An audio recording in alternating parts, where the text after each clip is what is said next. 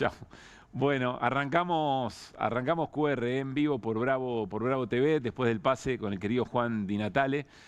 Me encanta charlar con Juan porque todo lo que tocamos de alguna manera lo vuelve interesante, siempre. Y nos saca una sonrisa y nos hace pensar. Gran valor en este pase, un lujo que nos damos.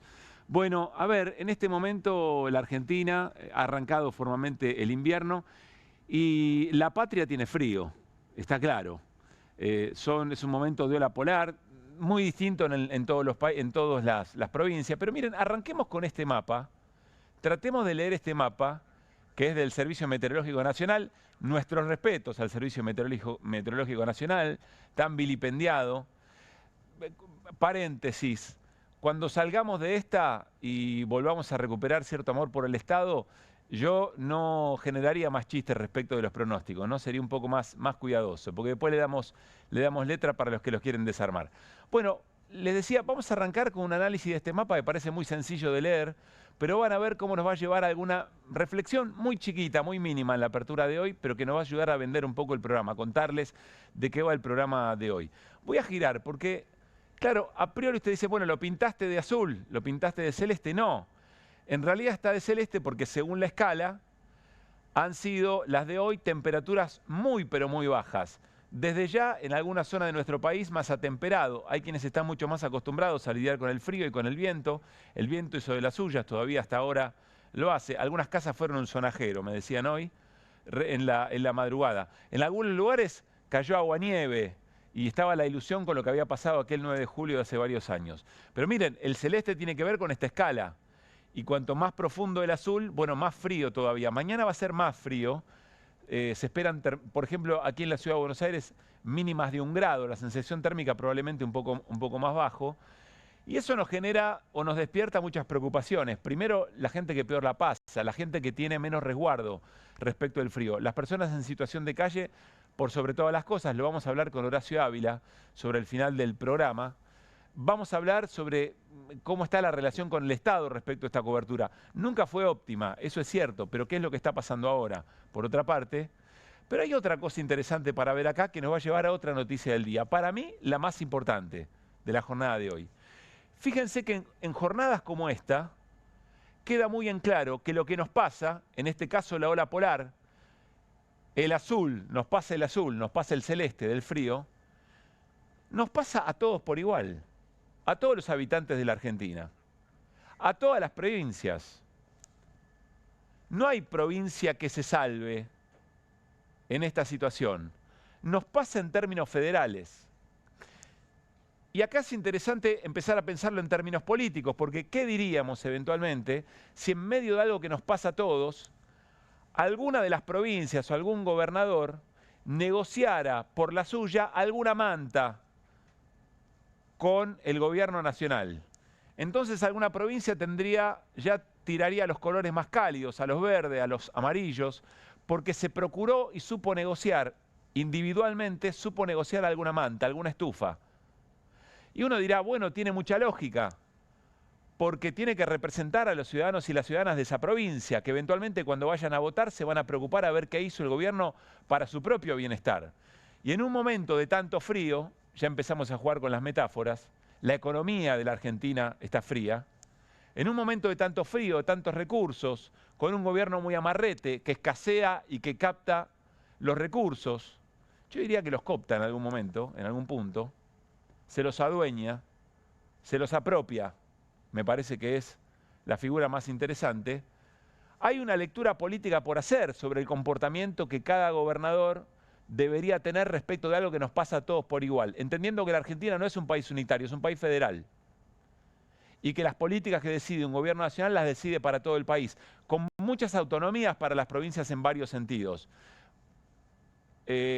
Constitución o reforma constitucional de 1994, interesante para repasar eso alguna vez. Tener el tiempo en la Argentina para repasar eso, sobre todo con los recursos naturales. Pero bueno, es un problema que tiene todo el país. Vamos a ir a una foto que para mí es la foto del día, y es esta foto de reunión de gobernadores en el CFI, que es el lugar habitual donde se reúnen los gobernadores cuando quieren discutir cosas que les atañen, es decir, cuando quieren tomar posiciones más o menos comunes respecto del gobierno nacional. Estuvieron todos. Digo, digo todos porque en este momento son todos gobernadores varones en la Argentina. Casi todos, algunos no estuvieron, pero estuvieron vía remota. 23 provincias y la ciudad de Buenos Aires. Y generaron algo que en este tiempo es inédito o es muy poco frecuente, que es esto que firmaron. No nos vamos a detener ahora en lo que dice el documento, pero prestemos atención a la cantidad de firmas. Acá hay un consenso. Creo que hay otra página que tiene el resto de las firmas que no entran todas acá, pero no importa, la idea está, la imagen está, el dato político está. Son los gobernadores que se ponen todos de acuerdo para decirle al gobierno, bueno, la verdad es que las reuniones que venimos teniendo respecto del dinero que nos corresponde y que ustedes tienen que repartir, no están dando sus frutos, casi que nos toman a la chacota, entonces nos volvemos a reunir y esta vez tomamos una decisión con un consenso total, que es que los recursos de los aportes del Tesoro Nacional, los famosos ATN, los que no son estrictamente destinados a obras con un destino específico, que el gobierno se los apropió, y sobre todo lo que tiene que ver con un impuesto al combustible, que también debería haber sido repartido, sobre todo en obras viales, que tampoco el gobierno los repartió. Bueno, vamos a mandar un proyecto de ley que tiene todas nuestras firmas para que eso se coparticipe. Es decir, le están diciendo al gobierno, acá hay una solución, es la que vamos a impulsar. Incluso ni siquiera tiene que ver con tocar el déficit fiscal o el equilibrio fiscal, que ya es una concesión. Es una concesión, es parte de la batalla cultural. El techo está muy bajo, porque es como que no discuten el concepto respecto de cómo se llega a ese equilibrio fiscal, a costa de la calidad de la vida de la gente. No discuten eso, lo aceptan. Pero dice, acá hay otra manera de resolverlo. Y entonces van políticamente en un consenso, una reunión muy importante, un dato político muy importante, van a ir con esta propuesta al gobierno. Hay que ver qué dice el gobierno eventualmente sobre esto y qué es lo que pasa si esto va al Congreso. Ahora, vuelve sobre una pregunta que es la que nos estábamos haciendo antes. En los manuales del poder político en la Argentina, sobre todo del peronismo, hay algo que parece doblarse todo el tiempo pero nunca se quiebra, que es ética, moralmente, políticamente, o en el vínculo entre la ética y la política, la moral y la política, hasta dónde un gobernador, sobre todo los que fueron votados para otro tipo de políticas, para otro tipo de decisiones, hasta dónde puede cruzar la línea o estirar los márgenes, acordar con un gobierno que le hace mal a todo el país, pero tiene la posibilidad de acordar algo mano a mano que le mejora su propia representación y la situación en cada una de sus provincias. Es una pregunta que todavía no está del todo respondida, y yo me pregunto en todo caso, dentro del propio peronismo, cómo se observa esto. Hay una palabra prohibida en el peronismo, que es la traición. ¿Hasta dónde se comprenden esas situaciones? ¿Hasta dónde hay que mirar con complejidad las cosas? ¿Hasta dónde hay matices? ¿En qué momento se eligen quebrar lanzas e ir a una batalla? Y ahí aparece otro elemento interesante. Yo quiero decirles que esto que se le reclama a los gobernadores también se le reclama a la CGT. Y la CGT responde lo mismo. Bueno, nosotros tenemos que tratar de resolver nuestra propia representación. Estamos al resguardo del modelo sindical, al resguardo de los recursos de las obras sociales, tratar de contener lo más que se pueda las reformas laborales. Y negociamos y eso nos da la legitimidad en todo caso para no hacer lo que se espera de nosotros en términos de lo que históricamente representamos. Hoy vamos a hablar con Paco Manrique en QR, le vamos a hacer estas preguntas también, porque mañana la CGT va a una reunión alrededor de ese pacto de mayo, ¿se acuerdan? Bueno, empiezan a haber reuniones respecto a esto, el gobierno lo activó. Y la CGT va a mandar un representante que es Gerardo Martínez. Pero es una pregunta muy importante porque es de alguna manera lo que le puede poner límites al gobierno en un año electoral, donde además estos gobernadores y sus representantes tienen que ir, por ejemplo, al Senado, ahora a discutir qué es lo que pasa con mejorar las jubilaciones, la prórroga de la moratoria, los fondos por discapacidad o las políticas por discapacidad. ¿Qué es lo que va a pasar? ¿Se va a traducir esta reunión en un freno más específico, de mayor coraje político a las políticas de Javier Milei? ¿O van a volver a negociar en un toma y daca individual? ¿Y qué lectura política hay que hacer? Es interesante, ¿por qué? Porque lo que reclaman gobernadores, por ejemplo, los gobernadores peronistas, al peronismo en general, Estamos hablando siempre de los gobernadores que fueron votados para otra cosa. Hay gobernadores que están de acuerdo con lo que hace el gobierno de Javier Milei, más allá de lo que les impacte el recorte de los fondos a sus propias provincias. Tendrán que dar otra explicación eventualmente. Y recordemos que Milei no tiene ningún gobernador. Pero dentro del peronismo, o dentro de los gobernadores peronistas, lo que reclaman es, che, nuestro pedido es a la política general, es decir, construir un espacio muy fuerte, que tenga pretensión de poder, que tenga posibilidad concreta de ganar elecciones, de imponer otro modelo y que nos contenga en nuestras protestas con Milei. Porque si no vamos a pelear con el gobierno nacional muy desguarnecidos en términos de armado político. Bueno, de alguna manera eso también se va ajustando, ¿no? Hoy Axel Kicillof, el gobernador de la provincia de Buenos Aires, dijo que ya se va a armar una mesa para tomar decisiones en términos políticos en la provincia de Buenos Aires y que hay un consenso con Cristina. Si esto efectivamente es así y logra el peronismo, el panperonismo, el campo nacional y popular, junto con los progresismos, ofrecer una alternativa política, dicen los gobernadores, nos dan más respaldo para dar una pelea. Y en la CGT dicen lo mismo, algunos gremios dicen lo mismo. Nosotros vamos, peleamos con Milei, pero después nos damos vuelta y no tenemos una contención política. Estas discusiones son interesantes, estas discusiones durante todo este año ha traído muchas lecturas, muchas protestas, pero hay que ver cómo se pone en juego todo eso a partir de ahora. Por eso, esta foto que tengo a mi espalda es la foto importante. Volvamos un segundo al mapa del frío de la Argentina. Un segundo nada más para un último tema. Todo esto que nos pasa a nivel federal, que nos pasa como país, que nos pasa como patria, esto es patria, esto es la patria. Esa reunión con los gobernadores también es la patria. No tiene nada para decir de un presidente que se alinea con un país que está en un conflicto que nos queda a muchísimos kilómetros de distancia, y no solamente en términos de kilómetros, también en términos políticos, en términos de mirada, en términos de la tradición de la Argentina respecto de cómo se involucra en este tipo de conflictos. Estamos hablando de la guerra en Medio Oriente, hoy hubo algunas novedades, ya lo vamos a analizar, viene Telman Usani, vamos a hablar con José Nathanson, tratando de entender un poco los impactos sobre la Argentina, con Matías Batista, qué es lo que pasa en los mercados. Hernán Lecher, por supuesto, también nos va a dar una mano con eso. Pero ¿tiene derecho el presidente de un país de, por tener algún vínculo de amistad con alguno de los protagonistas, o por él tener alguna convicción religiosa, involucrarnos a todos en una aventura que nunca termina bien y donde la Argentina tiene experiencias? ¿Nada tiene para decir el país federal sobre esto? Creo que hay un comunicado, hay un comunicado del Partido Justicialista, de la Secretaría de Relaciones Internacionales, que por lo menos levantó la mano y dijo, che, esto no es así, ¿eh?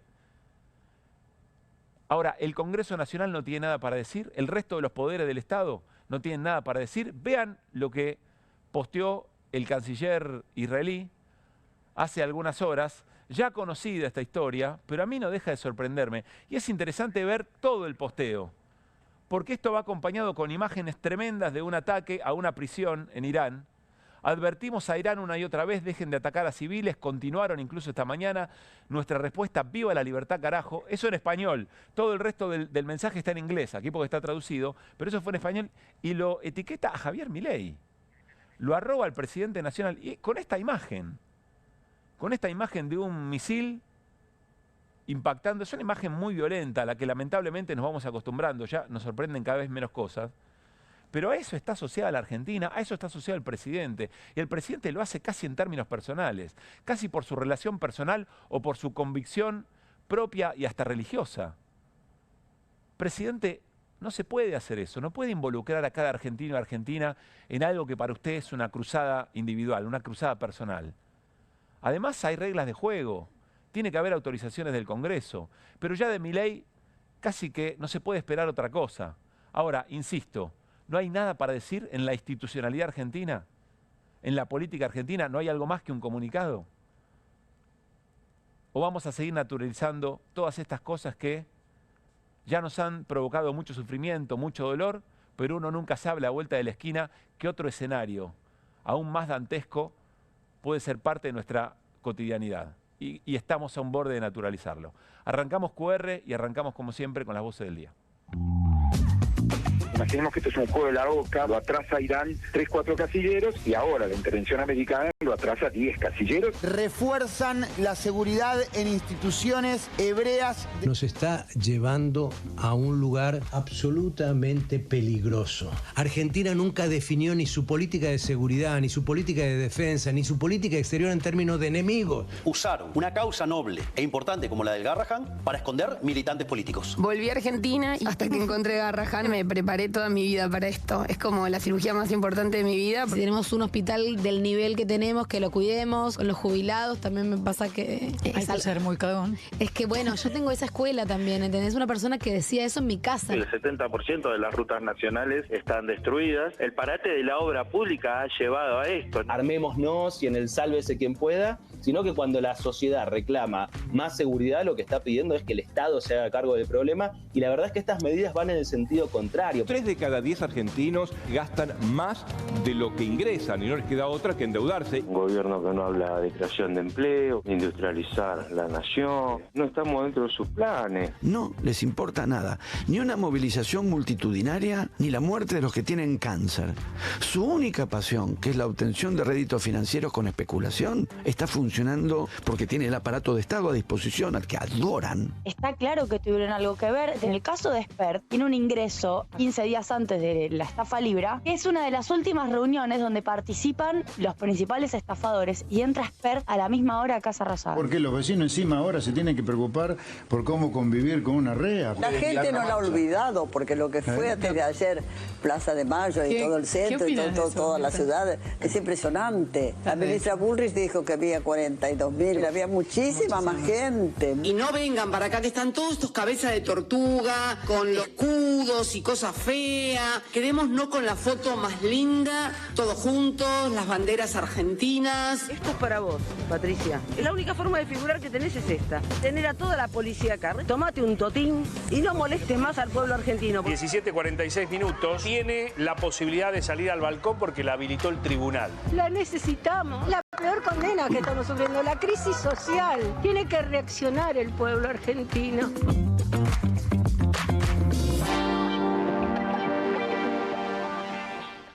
Bueno, repasamos por supuesto voces del fin de semana, ¿no? Lo que nos ha traído hasta aquí de hace varios días, pero más o menos estamos en las mismas discusiones. Hay episodios de discusiones que de fondo son efectivamente las mismas. Muy buenas noches, equipo de QR. Hola, Irina Hauser, ¿cómo estamos? ¿Qué tal? Buenas noches. Hola, Hamilton. Buenas noches. ¿Cómo estás, Hernán Lecher? ¿Todo bien? Bien, muy bien. Bueno, en un ratito, ¿de qué hablamos, Irina? Vamos a hablar de, bueno, de las restricciones que tiene Cristina Fernández de Kirchner en su detención domiciliaria y sí, las trabas que le sigue poniendo el tribunal. Y vuelven los cuentos de la cripto, ¿eh? ¡Apa! Ojo. Volvemos con el segmento Los cuentos de la cripto. Les prometimos que no lo íbamos a soltar y no lo soltamos. En un ratito nos cuenta Irina. Hernán Lecher, ¿de qué hablaremos en un rato? Y hoy hubo dos cositas muy importantes. Primero te traje un dato de una encuesta de supermercado que vas a decir, pero ¿está todo bien? ¿Está todo bien en la Argentina? ¿Qué dicen los supermercadistas respecto del consumo? Sí. El segundo tema es el dato de consumo, que trajo muchas discusiones. El presidente tuiteó hace un rato. Sí, muy enojados con aquellos que decimos que el consumo no repunta. Así que vos está incluido, yo también, los chicos también, todos nosotros, nos respondió a nosotros. ¿Por qué me metés a mí en esto? Le vamos a responder sobre todo a Hamilton. Yo no tengo nada que ver con esto, a mí no me metas. Tuvimos ahí en el pase de Don Juan Di Natale una comparación interesante, Mariano, sobre lo que pasa con los futbolistas y lo que dijeron algunos técnicos respecto de los dotes de los futbolistas sudamericanos y cómo se puede comparar con otras cosas, ¿no? Sí, hubo una mala lectura que hicieron algunos medios de lo que dijo Luis Enrique, de lo que había dicho Guardiola. Dijeron, los equipos argentinos o sudamericanos le están contestando a Luis Enrique. No, lo que dijeron es real. Si los jugadores que están en Europa jugaran en el fútbol sudamericano, los equipos sudamericanos serían mejores. Claro. Es así. Ahora, ¿cómo se equipara esa falencia, esa pérdida de talento? Porque la verdad que la diferencia entre los jugadores que están en Europa y los que están aquí es que aquellos tienen más talento que estos. O sea, la cuestión física te diría que hasta es superior. El fútbol sudamericano es superior físicamente. Aquello de que en la década del 70 que el fútbol europeo era mejor físicamente y el sudamericano era mejor técnicamente, se revirtió. Ahora cambió. Entonces, los equipos argentinos o los equipos brasileños están supliendo esa falta de talento con esfuerzo físico. De ahí lo que dijo Guardiola hace un par de días que dijo: me encanta que vayan a la última pelota como si fuera el fin del mundo, dijo. Bueno, yo insisto, esos talentos argentinos, pensando en las cosas que producimos, en las cosas que nos destacamos y que terminan siempre afuera, también podríamos tirar un poquito de la piel si estamos hablando de soberanía, aún en ese aspecto.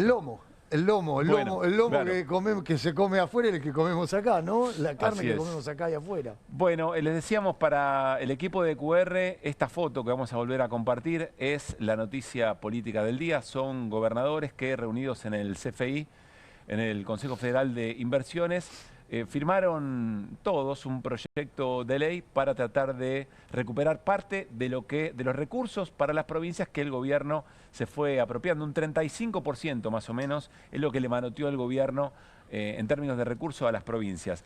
Pero lo que más nos interesa es lo político, ¿sí? Cómo analizar esto en términos de la relación que los gobernadores vienen teniendo con Milei y qué se puede esperar. Por eso lo invitamos a César Pucheta, es colega periodista de Letra P. Escribió hoy una nota muy interesante sobre este tema para que nos ayude a analizar esto desde esa perspectiva. César, ¿cómo estás? Soy Pablo Caruso y todo el equipo de QR te saludamos. ¿Cómo va? ¿Qué tal, Pablo? Buenas noches a todos. ¿Cómo le va? Muy bien. Gracias por aceptar la invitación. A ver, vos ves esa foto con la experiencia que tenés, con cómo venís siguiendo estas relaciones y qué es lo que lees primero, César. Mira, me parece que fue en cierto modo sorpresivo y en cierto modo esperable lo que sucedió finalmente hoy. Una reunión que tenía la particularidad, primero de ser, estaba muy cerca en el tiempo de lo que habían sido las otras reuniones entre gobernadores. Recordemos que hace 3 semanas se reunieron en el CFI y empezaron a plantear un diagnóstico común. Luego un grupo se reunió con Guillermo Francos en la Casa Rosada y hoy en este encuentro se sumaban Lisandro Catalán y Carlos Huberman, que iban a llevar una propuesta del gobierno nacional a esos planteos que habían hecho los gobernadores. Lisandro Catalán, segundo del jefe de gabinete, y Huberman, parte del equipo económico del gobierno. Exactamente, secretario de Hacienda. Lo concreto es que ante la espera de un posible un acercamiento entre las partes, Catalán y Huberman se fueron un poco más temprano. No hubo acuerdo entre las partes y finalmente los gobernadores se despacharon con este anuncio, que es un poco lo que vos contabas, un proyecto de ley que en síntesis lo que hace es quitarle la discrecionalidad al gobierno nacional. Una discrecionalidad que no tiene solamente Milei, pero Milei la lleva adelante de una forma que a los gobernadores evidentemente le está empezando a incomodar en el marco de una situación general en donde hay caída de la recaudación, caída de la coparticipación, caída del consumo y un montón de números que terminan siendo muy desfavorables para las provincias. Claro. Ahora, César, ayúdanos a entender esto, porque cada gobernador, sobre todo los que no comulgan con las políticas de Milei, porque hay algunos que acompañan y lo hacen aún sufriendo esas consecuencias, los gobernadores tienen que representar en sus provincias, están obligados a representar. Por el quite de fondos hay algunas provincias, entiendo que les está costando pagar el aguinaldo, pensar cómo pagar el aguinaldo. Pero al mismo tiempo después hay un acompañamiento del gobierno en el Congreso. Es una dinámica que se viene repitiendo. ¿Eso vos crees que va a cambiar? ¿Crees que es momento a momento? ¿Llegó a un límite? ¿El año electoral, la cercanía de las elecciones lo cambia? ¿Cómo lo analizarías? Yo creo que hay un límite en esa cuestión que en realidad me parece que es cuando los gobernadores ven el acompañamiento de su electorado, del electorado de sus provincias, ven que hay un electorado grande compartido. Recordemos que Milei en el balotaje ganó casi en todo el país, que en las primarias se había ganado casi todo el país también, por lo que ahí hay algo que tiene que ver con la estrategia. Después hay algo que tiene que ver con la política, y muchos gobernadores en esta de jugar la propia y no actuar en bloque, como sí se está actuando en este momento en algo que es común a todas las provincias, terminan negociando cuestiones que entienden les conviene a cada uno de sus distritos. Ahora bien, hay que diferenciar. Hoy yo chequeaba un poco con las posibilidades que tiene este proyecto de avanzar, y una cosa es en el Senado, donde los gobernadores tienen una representación más directa, y otra es en la Cámara de Diputados, que está más fragmentada en materia de bloques, incluso en materia de fuerzas políticas, donde los gobernadores no son la única variable que se tiene en cuenta, sino que hay subbloques o cercanías ideológicas más alejadas o más cercanas, valga la redundancia, con el presidente de la Nación y con los electorados. Me parece que ahí no sé si estamos en condiciones de decir en qué momento esto se va a terminar. Sí me parece que los gobernadores firmen en conjunto un proyecto, marca un parteaguas que hasta ahora no habíamos tenido, ¿no? Mariano. ¿Qué tal? Buenas noches, César. ¿Esto vos pensás que es un proyecto que realmente puede avanzar o es un apriete? Porque pueden ser cualquiera de las dos cosas, ¿no?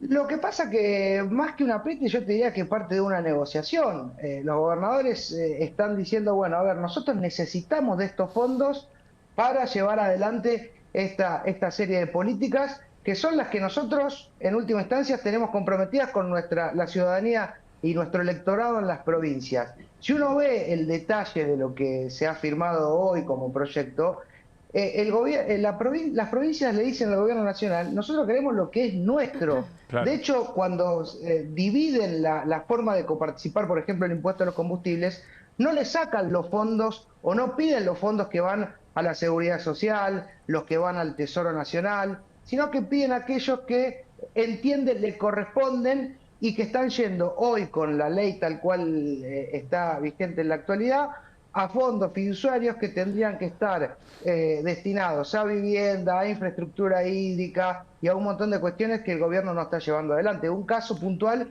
que se viene reclamando y mucho por parte de los gobernadores en las provincias tiene que ver, por ejemplo, con las obras en las rutas y en los caminos nacionales, ¿no? César, la última, ¿crees que puede ser, con estas preguntas que nos estamos haciendo respecto a la relación de gobernadores con Milei, ¿crees que la próxima votación en el Senado respecto del tema jubilaciones, respecto del tema políticas de discapacidad o fondos para políticas de discapacidad, puede ser un tablero donde observar a ver si se ha modificado una manera de operar? Puede ser, me parece que es, puede ser parte de esta negociación de la que hacía referencia Mariano recién. Sí. Ahora, me parece que hay un tema puntual y una discusión muy puntual con respecto a este proyecto de ley. Hay que ver si en las negociaciones que van a empezar a partir de ahora o que ya comenzaron desde hace un rato, esto puede ir cambiando. Lo cierto es que hoy los gobernadores se posicionaron y me parece que también reaccionaron rápidamente a algo que pasó prácticamente en paralelo y no quiero dejar de señalarlo, porque mientras se reunían con Lisandro Catalán, con los representantes del gobierno nacional, Guillermo Franco desde Córdoba un poco los apretaba y decía que los gobernadores no se habían acoplado al ajuste, al esfuerzo que había hecho la nación. Me parece que esa serie de formas de dialogar más públicamente que en privado empieza a encontrar su límite, ¿no? César, muchas gracias. Un abrazo grande. Por favor, un abrazo. Buenas noches. Bien, interesante porque, por un lado, en provincias donde Milei gana y puede tener algún apoyo, pero por otro lado esas políticas perjudican. Es un equilibrio complejo. Sí, lo que pasa es que recién lo que dejó entrever César es que el gobierno fácilmente puede desarticular toda esta movida, digamos, ¿no? O sea, tira 2 mangos para acá, 2 mangos para allá, y especialmente los gobernadores más areados, va Frigerio, Entre Ríos, y le da un... Claro, ahí es donde lo ético en términos de un país federal, ¿no? Claro, ahí es donde vos empezás, es lo que vos decías antes, ¿para qué fueron votados estos gobernadores? Fueron votados para agachar el lomo frente a los aprietes del gobierno, fueron para defender a los habitantes de sus provincias. Sí, bueno, no deben haber visto el Eternauta. No, es algo complejo. Bueno, ya volveremos sobre este tema. Irina, ¿qué novedades hoy respecto a las condiciones de detención de Cristina Fernández de Kirchner? ¿Se acuerdan que Cristina tuiteó el viernes contando algo que le pidió al Tribunal Oral Federal 2, que es el que está a cargo de la ejecución de la pena? Acá estamos viendo la imagen, que tiene que ver con la restricción a las visitas que le impuso el tribunal. El tribunal le puso reglas de conducta y una de ellas tiene que ver con las visitas que recibe. Tienen que pedir permiso, salvo que pertenezcan a un grupo pequeño de familiares, médicos, abogados y su custodia.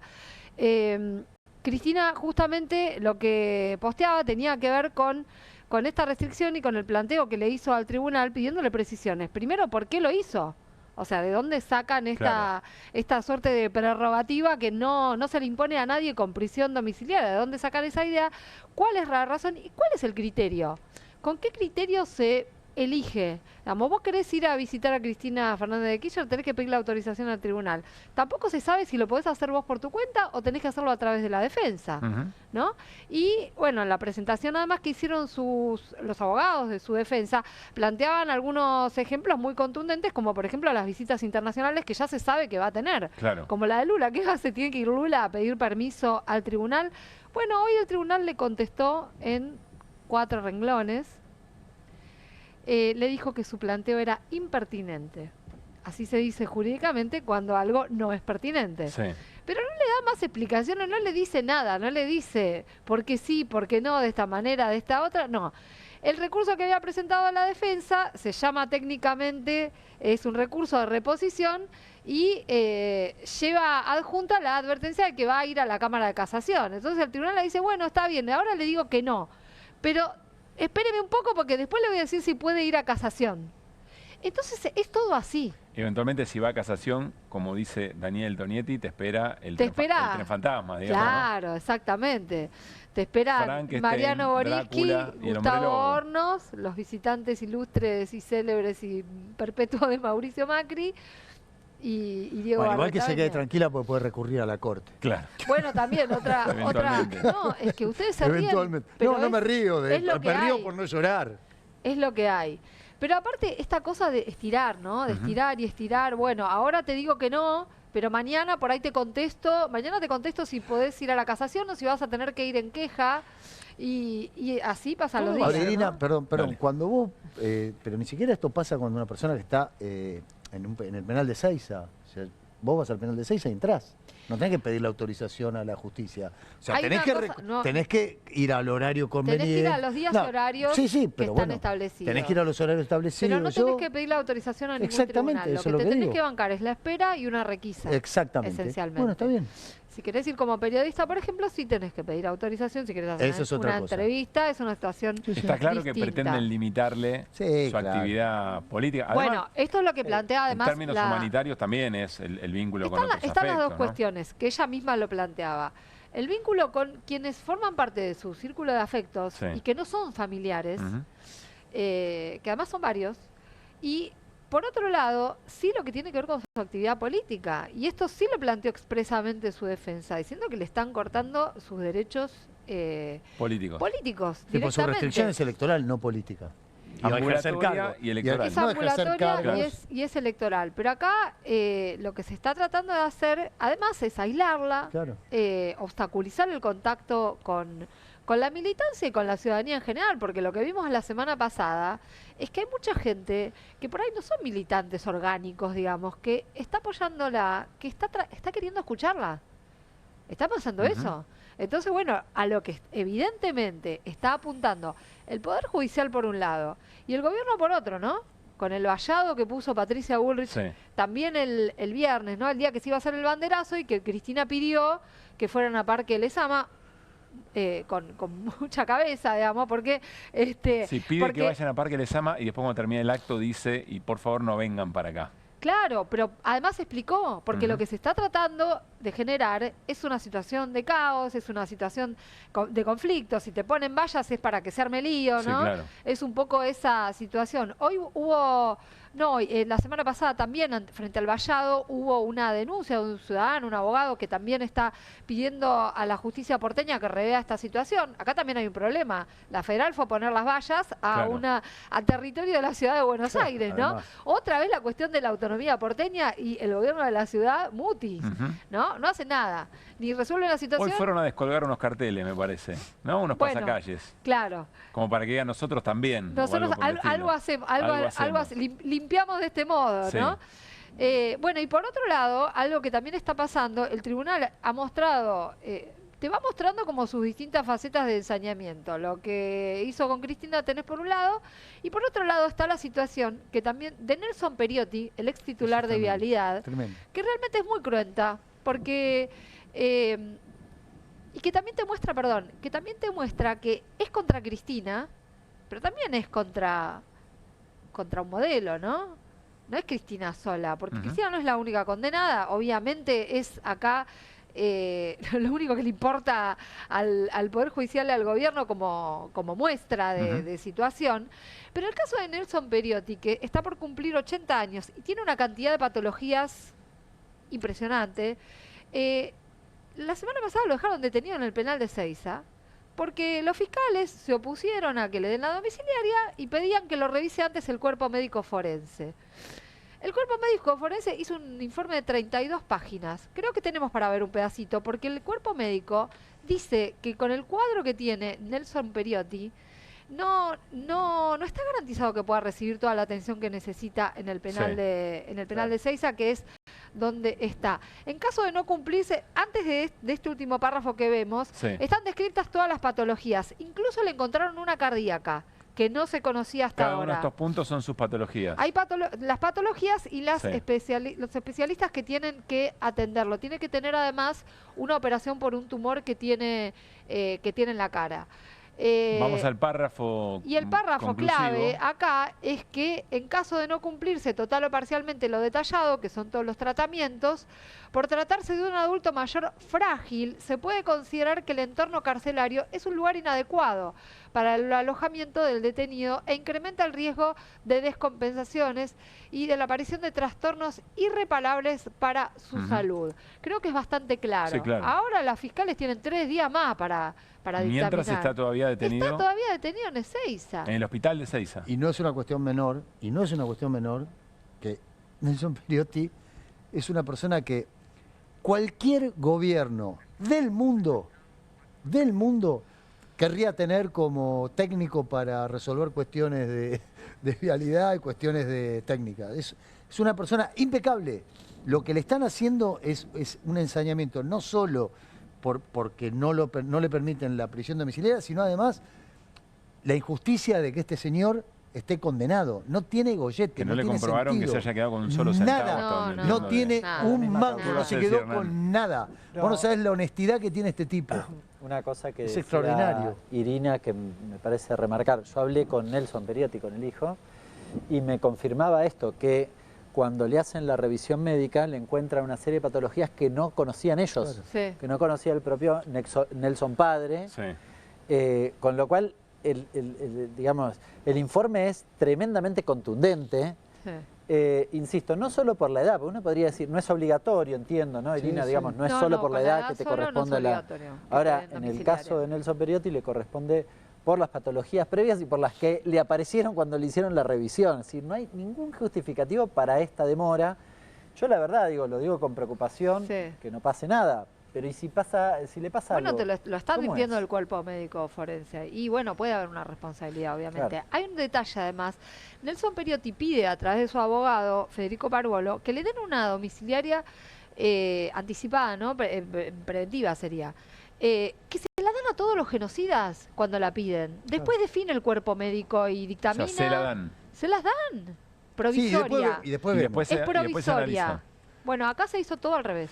A ver, Irina, me da la sensación, ya vamos a nuestra próxima entrevista, le quiero preguntar a nuestro entrevistado sobre esto, pero uno entiende que todo va a ser puesto en cuestionamiento. El modo en que se comunique Cristina, si puede usar, si puede dar notas, no sé, imagino, notas periodísticas, de qué manera puede hablar, cuánto, la utilización del balcón con sentido común.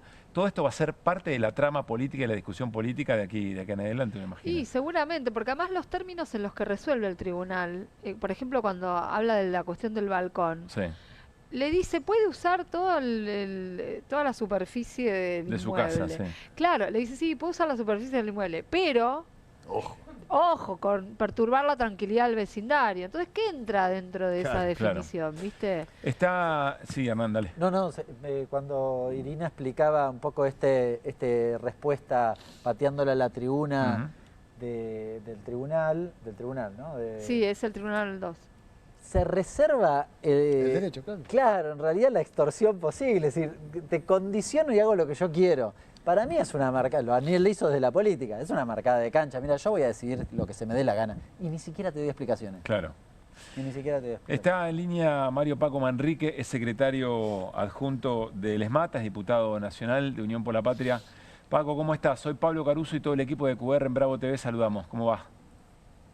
Hola Pablo, hola a todo el equipo, ¿cómo les va? Gracias por este rato. Antes de meternos en la reunión que hay mañana, reunión de Consejo de Mayo, convoca el gobierno y la CGT decidió asistir y con un enviado. Déjame preguntarte cómo estás viendo todo esto que estamos discutiendo, es decir, las condiciones de detención domiciliaria de Cristina Fernández de Kirchner es causa nacional y parece ser una suerte de disputa, ¿no?, dentro de la política argentina. Paco. Bueno, todo este tema que ustedes están describiendo hace más que ratificar que la condena que es víctima Cristina no es una condena jurídica, es una condena política. Buscan por todos los medios acallar la voz de la dirigente más representativa del campo popular y nacional que tiene la Argentina, cosa que no van a lograr. Analizar la causa, bueno, todos los juristas, incluido el ministro de Justicia, en algún momento dijo que era una causa totalmente irregular. Entonces, hoy estar discutiendo y no poder determinar bien cuáles son los alcances de los límites de su detención arbitraria, bueno, sobre todo indica que el gobierno tiene una gran preocupación por el protagonismo político de Cristina, que lo va a seguir teniendo y va a seguir conduciendo a nuestro espacio político de cualquier forma. No hay forma de acallarla ni de sacarla de la escena política. Sí, Paco, respecto de lo que viene, insisto, sigo un poco con este tema, ¿qué es lo determinante para vos? Lo determinante es el modo en que se termine de armar ese frente político que revive de alguna manera o encuentra un motivo más claro con la condena a Cristina. ¿Tiene que ver con la calle? ¿Qué es lo determinante a partir de ahora a tu criterio? Y lo determinante es la situación socioeconómica que está viviendo el pueblo argentino. Obviamente la detención de Cristina fue el gran disparador para que la dirigencia política entienda que no es momento de discusiones personales ni posicionamientos únicos, sino de construir una fuerza que involucre a todos los sectores de nuestra fuerza política, encontrar los equilibrios necesarios para poder presentar batalla en el ámbito electoral. ¿Y sentís que eso está ocurriendo? ¿Que hay una súbita madurez para eso? No te entendí, perdóname. ¿Crees que eso está ocurriendo en los pocos días que van? ¿Que hay una súbita madurez para lograr eso? Digo súbita porque antes no estaba. No sé si hay una súbita madurez, hay una súbita necesidad. Yo creo que en primera instancia, bueno, debemos encontrarlo, como dije antes, los puntos de encuentro para armar un frente electoral potente, poderoso, pero también debemos seguir trabajando para que sea un frente que garantice gobernabilidad, que tenga un proyecto claro, que apunte a las necesidades de la gente y bueno, y a todo lo que este gobierno nos va a dejar de herencia, ¿no? Macri se la pasó sus 4 años de gobierno hablando de la herencia recibida y bueno, yo creo que la herencia que va a dejar Milei va a llevar un poquito más que un gobierno.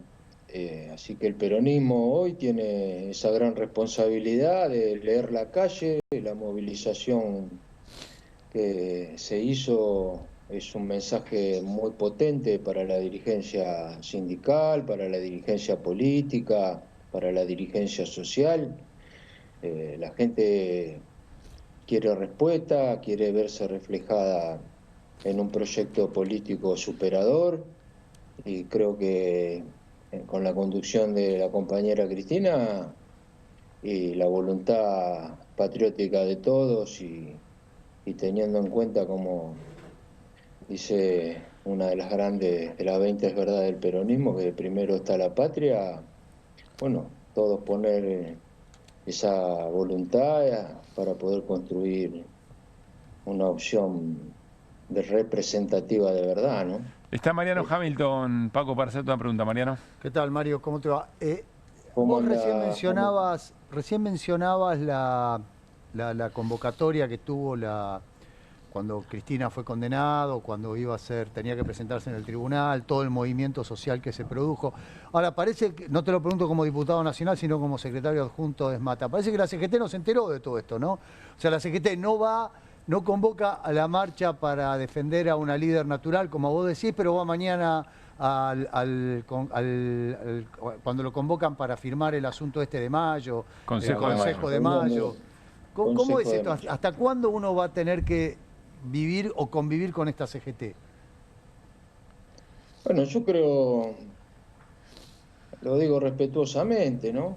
Yo no, Vos, Hamilton, sabe que siempre fui crítico. Sí, claro. De la CGT en estos últimos tiempos, por eso renuncié a la conducción. Cada uno es artífice de su propio destino. Yo creo que la CGT perdió esa potencia que tuvo durante mucho tiempos y años atrás, en la representatividad hacia los trabajadores. Hoy los trabajadores prácticamente no hablan de la CGT, los trabajadores hablan de sus organizaciones, que son las que conocen, viven, los dirigentes que tienen trato permanente, pero la CGT lamentablemente tenía una oportunidad muy importante cuando allá por diciembre del año pasado empezó con un plan de acción que había tomado preponderancia y se había convertido en un reflejo ante el pueblo laburante de las necesidades que teníamos. Después eso lo dilapidó con la ley bases, después volvió a la cancha cuando declaró un paro y un plan de acción, que inclusive yo mismo, después de haber medido, dije que si el plan de acción le daban continuidad, yo me encolumnaba atrás de la CGT, y lamentablemente, no sé si por conveniencias, por egoísmos o por miedo, me quiero quedar ahí un poco, Mario. La trascendencia de no expresarse claramente, ¿no? Te quiero repreguntar un poco sobre eso. Permitime que te diga esto. Dale. Porque la reunión de mañana al Consejo de Mayo, bueno, está bien que la CGT concurra, porque cumple con la forma institucional y institucionalmente debe ir. Lo que no sabemos es qué postura va a tomar. Bueno, sí sabemos qué postura va a tomar. Lo que dijo... ¿Cómo no sabemos? Lo que se dijo de la CGT es que efectivamente va, que acepta la invitación, pero que va con agenda propia, que tiene que ver con paritarias libres. Sí, como Daer lleva la agenda de... Seguramente lleva la agenda de los trabajadores del Garrahan. Bueno, pero es lo que dijeron. Después lo que pueda pasar, Mario, ¿no? Pero ¿te habrás enterado de eso? Mira, Pablo,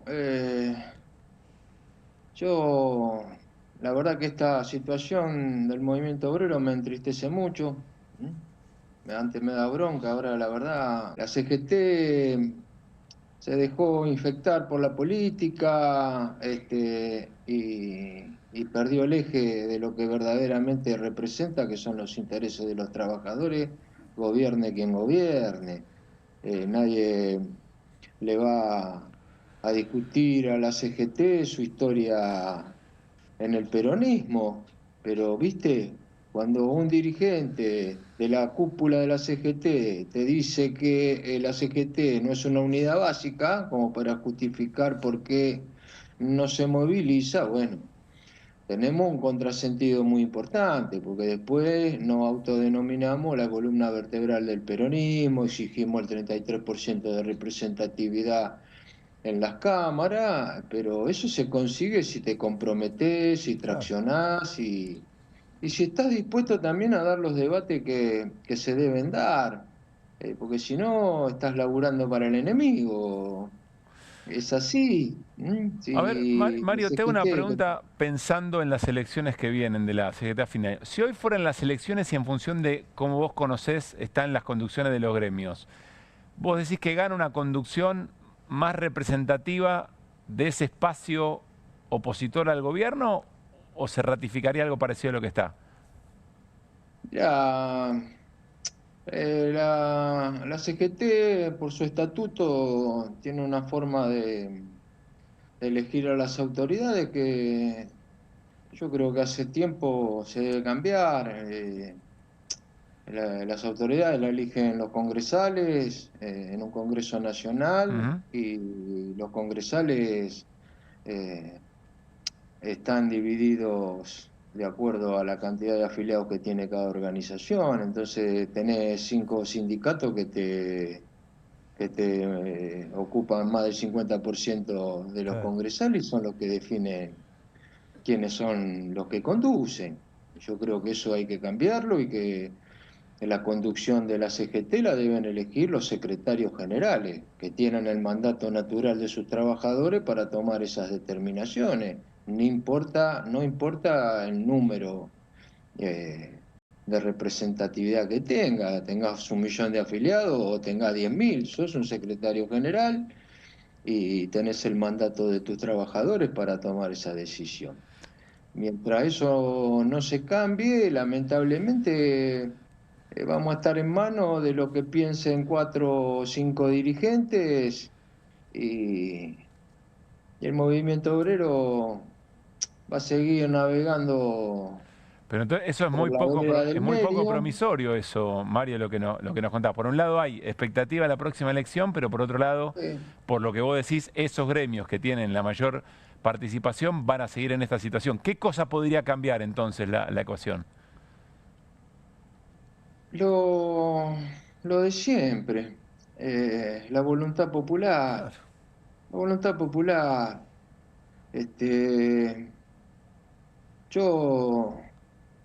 Mira, este presidente nos va a llevar al precipicio. El presidente Milei eliminó los grises en la política. Te puso en blanco y negro. ¿Estás a favor o estás en contra? No hay opción. Por eso yo a este gobierno no lo catalogo como un adversario político, es un enemigo político. ¿Qué diferencia una cosa de otra? La diferencia es muy simple y sustancial.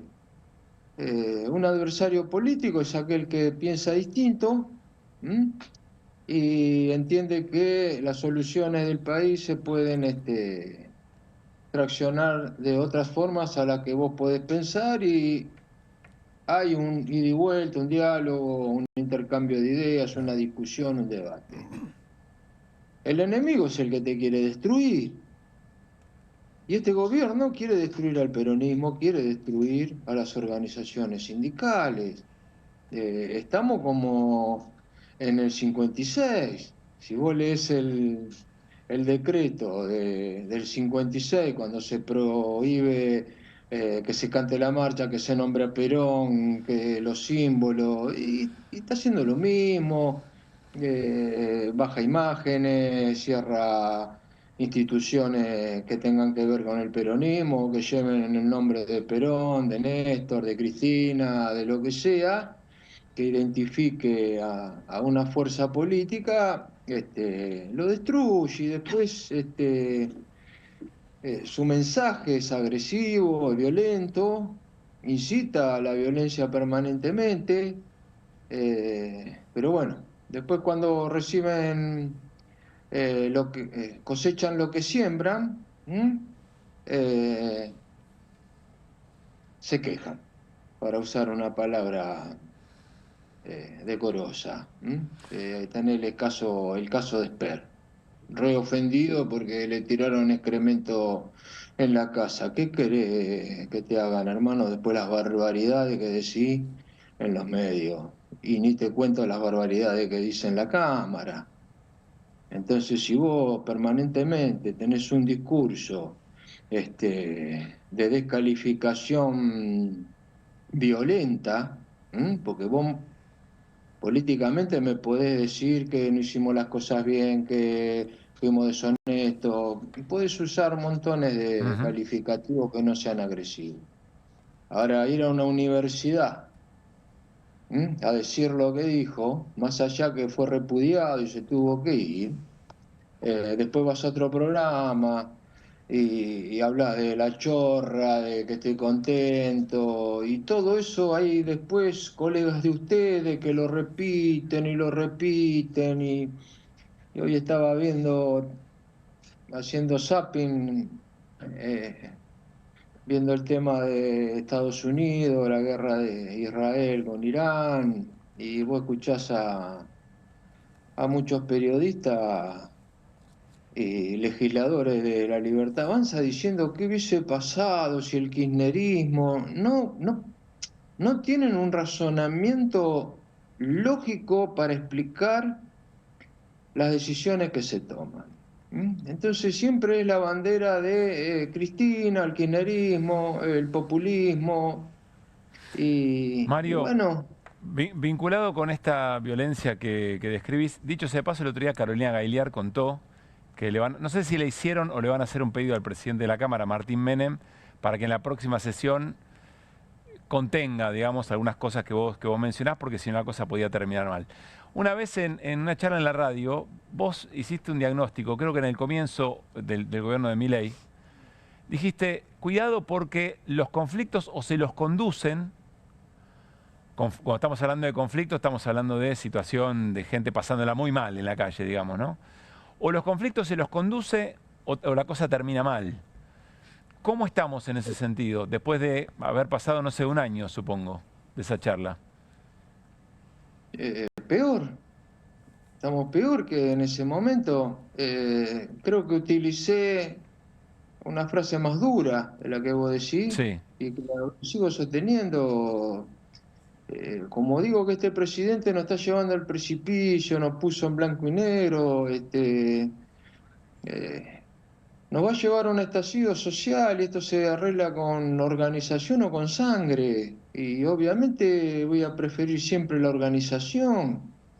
Ahora, para poder organizar a la población en su protesta, en un conflicto social, bueno, también tengo que hablar con mucha claridad con la gente.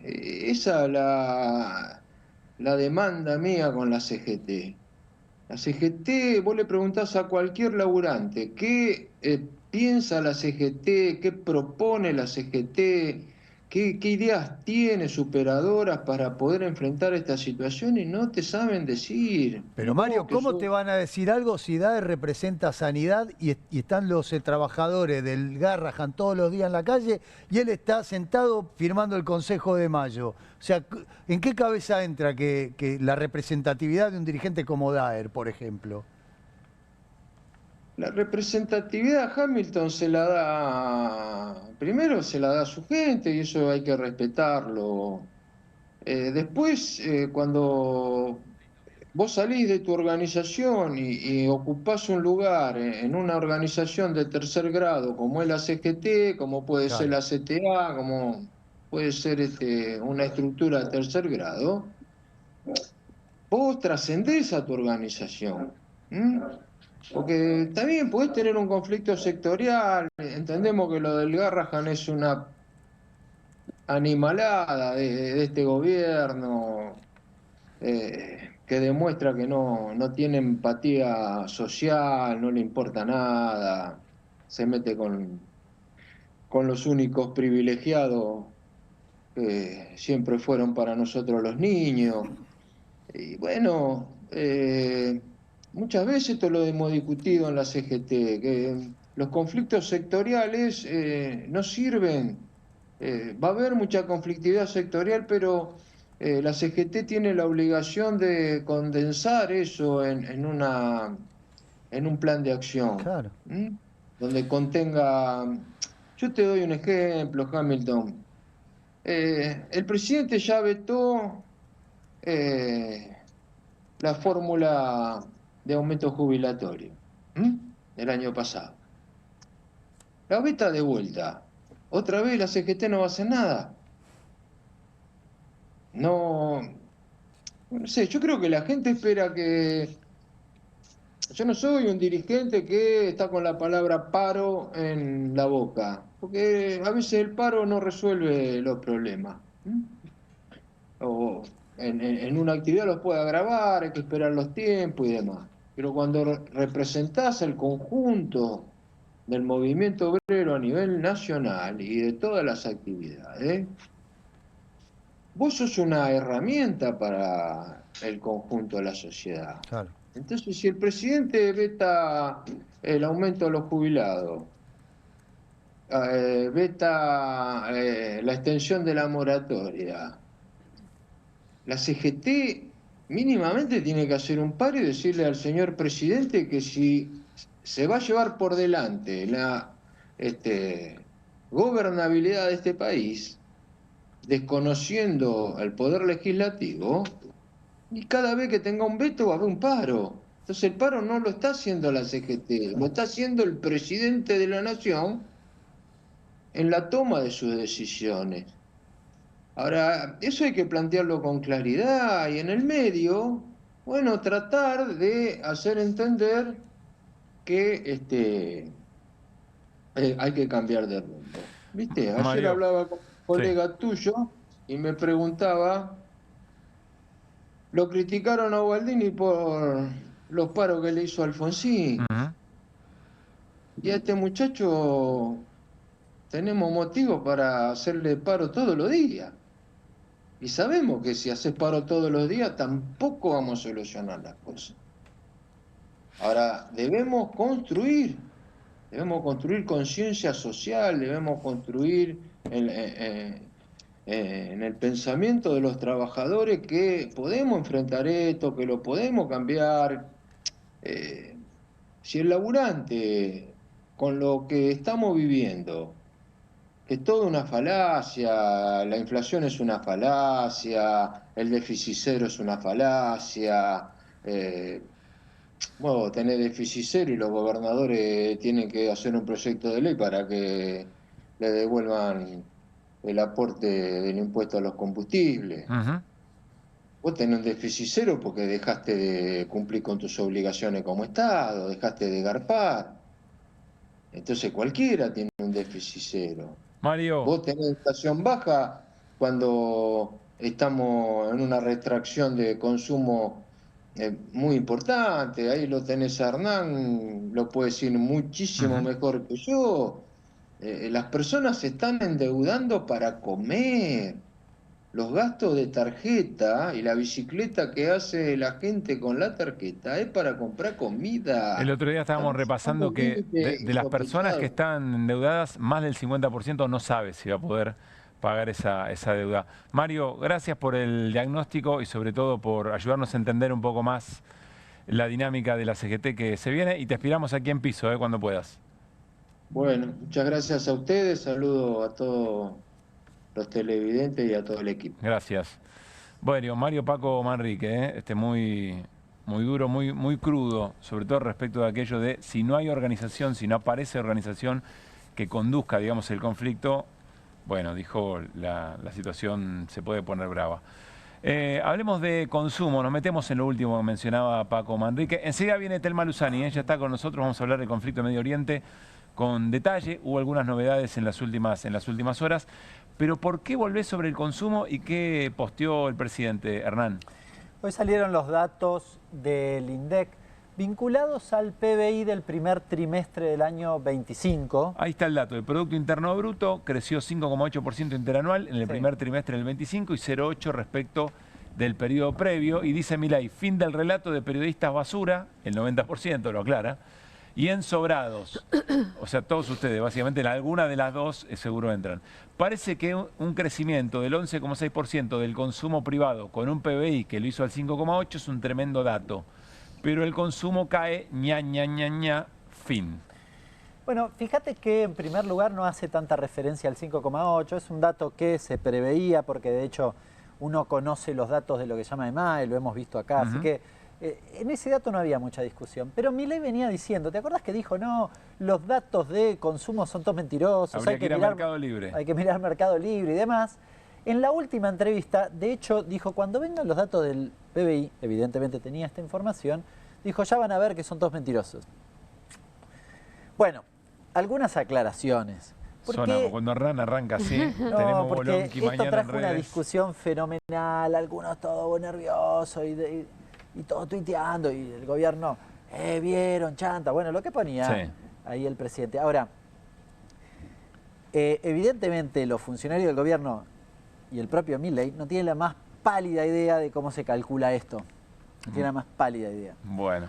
Acá hay varias cuestiones. Menciono las tres más importantes. La primera es, en el consumo están incluidos las importaciones o los consumos de importaciones. ¿Bien? O sea, la apreciación cambiaria implica un salto importante de los consumos. Alguno me puede decir, pero el PBI no incluye la importación. Sí, sí, pero en realidad se calcula primero el consumo y después se le resta a todo lo que llama oferta global las importaciones de manera global. ¿Y este dato cuál es? ¿Lo incluye o no lo incluye? No, esto incluye, cuando habla del consumo de ese 11,6, incluye los productos importados. Con lo cual, bueno, señor presidente, tendríamos que tener en cuenta de mínima esa cuestión. Sí, por lo menos hay un pero. Por lo menos hay un pero. Segundo, cuando haces el cálculo del 11%, el 11% se calcula sobre una base más chiquita porque venía de una caída importante previamente. Con lo cual, si vos hacés los cálculos, si finalmente le agregás además el crecimiento poblacional, te da un crecimiento del solo 0,7%. Del consumo. Sí. Y ahí la cosa toma otro color. O sea, pensás de dónde venías, del pozo que estabas, y le agregás más personas consumiendo. Sí. Y entonces ahí te da 0,7. Y en tercer lugar hay una cosa muy importante. Sí. ¿Sabes qué incluye el consumo? Una cosa se llama impuestos menos subsidios. ¿Te acordás que no me voy a poner técnico, pero de manera muy sencilla, ¿cómo hago el cálculo del PBI? Yo sumo todos los tickets de compra. El ticket de compra incluye el IVA. Sí. Como me devuelven plata por subsidio, por lo que sea, subsidio a la luz, lo que sea, eso se detrae. Esa es la dinámica. Ahora, los subsidios me los sacaron, ¿bien? La tuve que poner taca, y el impuesto siguió ahí. Claro. Con lo cual, hay una parte del consumo que no está explicada por mayor consumo, sino sencillamente por la quita de los subsidios. ¿Bien? ¿Se entiende, no? Sí, porque no se le resta la cuenta, digamos. Porque no se le resta la cuenta, está incluido en una bolsa, en una especie de bolsa Creo haberlo generalizada. entendido. Bien, bueno, eso es muy importante. Y de hecho, hay un dato muy ilustrativo, que no sé si Julián lo puede mostrar, porque en este mismo informe, es lo que te traje. Esto es un dato muy raro, Hernán, siempre vení con estas cosas raras. A mí me pone bien porque al final hay algo que es distinto a todo lo demás. Entonces estoy en condiciones de entender lo que vas a decir. No te pongas también por ese dato porque no es tan positivo. Pero esto a Milei le puede agarrar un paro cardiorrespiratorio. ¿Qué es esto? Hernán, por favor. En ese mismo informe se publica el PBI a valores corrientes, es decir, a valores de cada momento, y, como te decía recién, impuestos o la sucesión de impuestos, ¿no? La suma de impuestos. Se me ocurrió hacer impuestos sobre PBI. ¿Bien? En realidad estrictamente sobre el valor agregado. Para saber qué porcentaje del crecimiento implica... Sí, básicamente ¿Me lo vas a explicar otra vez? No, pero es eso. Es básicamente, esto podrías decir, es una especie de aproximación a presión fiscal según el dato que acaba de publicar en DEC. Es decir, ¿cuánto del PBI lo explican los impuestos? Y no el aumento de la producción o de la actividad económica. Claro, no el resto. No el resto. Porque estoy mirando los tiquecitos, ¿entiendes? Entiendo. Es como que agarre todos los tickets y separe los impuestos. ¿Bien? Y haga esa evolución. Fíjate lo llamativo. O aumentó el consumo, señor presidente, pero si aumentó el consumo, según lo que usted dice del INDEC, tiene que reconocer que estamos en el punto histórico de mayor presión fiscal sobre la Argentina y sobre los argentinos. Casi 25 puntos. Y de 19 a 25 tengo 6 puntos de presión fiscal adicional. Es exactamente lo contrario de lo que Milei quiere o pretende hacer. Yo qué sé. O las dos cosas son válidas o hay un problemita en el dato de consumo y también en el dato de la presión fiscal. Tengo ganas de ver. ¿Ya posteaste esto? No. Tengo ganas de ver qué pasa cuando lo postees. A ver cómo te contesta. Pero bueno, es muy importante eso, porque la verdad, de nuevo, metodológicamente no tienen mucha idea de cómo es la cuestión y entonces hacen una especie de bolsa, les da este resultado, pretenden mostrarle a la sociedad. Yo hablo esto y cualquiera que está del otro lado me dice, Hernán, es re fácil ver que cayó el consumo. No me haga toda esta cuestión metodológica. Anda al supermercado y déjame de joder. O yo mismo, lo que pasa en cada familia. Claro, es fácil. Además, es mentirosa el consumo de leche, es mentiroso el consumo de... Todo es mentira, ¿no? Y vale esto que metodológicamente se hace por descarte. No quiero, pero se hace por descarte. El consumo es lo que resta, lo que falta, por decirlo de algún modo.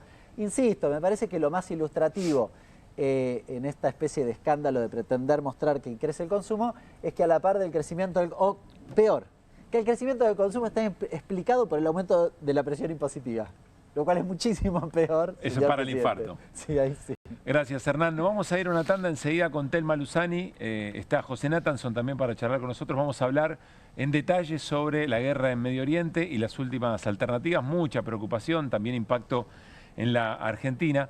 Pero antes le queremos mandar un gran abrazo a los amigos de No Tire Godoy, que nos acompañan desde el comienzo de este ciclo de QR aquí en Bravo TV. No Tire Godoy es, ¿vieron cuando vas a un lugar y tenés promesa de que la vas a pasar bien y vas a comer bien? Te van a atender bien, pero además es rico y el momento todo entero es una belleza. ¿Sabes a quién le gustaría mucho?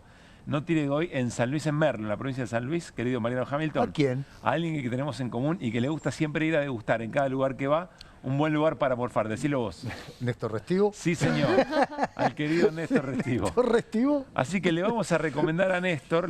Cada vez que nos vamos a algún lugar, Néstor siempre sabe dónde hay que ir. Bueno, quiero probar a ver si sabe que No Tire Godoy en Merlo, en la provincia de San Luis, es el lugar para ir y no hay que perderse la oportunidad. Muchísimas gracias por acompañarnos. Nos vamos a la tanda y al regresar Medio Oriente y mucho más. Dale.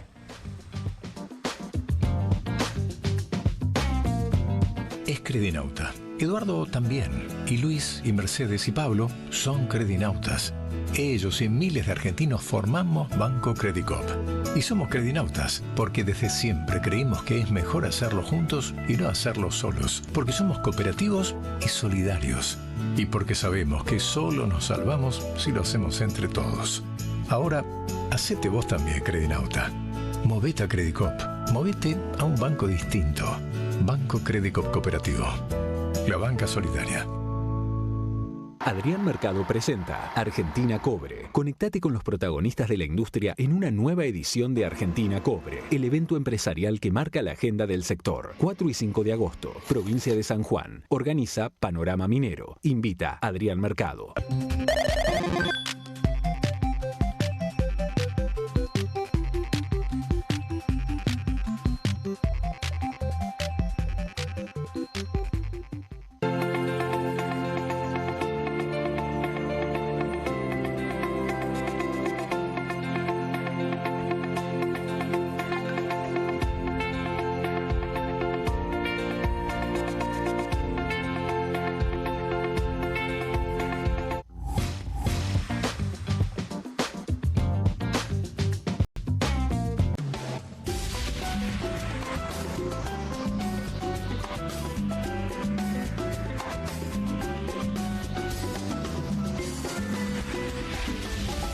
Movimientos circulares. Tu rutina de skincare te debe traer muchos seguidores, pero este baño te los quita. Pero si yo ya limpié mi inodoro con Harpic. Sí, pero te falta el resto de las superficies. Necesitas el Harpic Baños. El rojo, que saca manchas difíciles, desinfecta y deja impecable tu baño. Para cualquier desafío que te dé el baño. Nada mejor que Harpic. Hay cosas que no evolucionaron como pensábamos. Nos dijeron que seríamos capaces de teletransportarnos. O que al menos ya sabríamos la diferencia entre el tire y empuje de una puerta. Nada de esto pasó, pero Koffler sí evolucionó.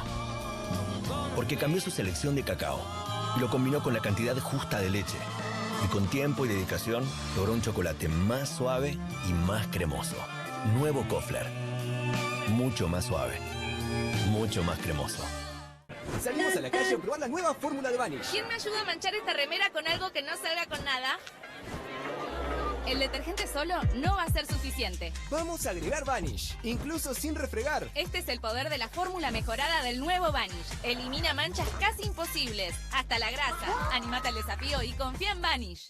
Nueva Saladix extra picante. Posta, picarán más que las otras.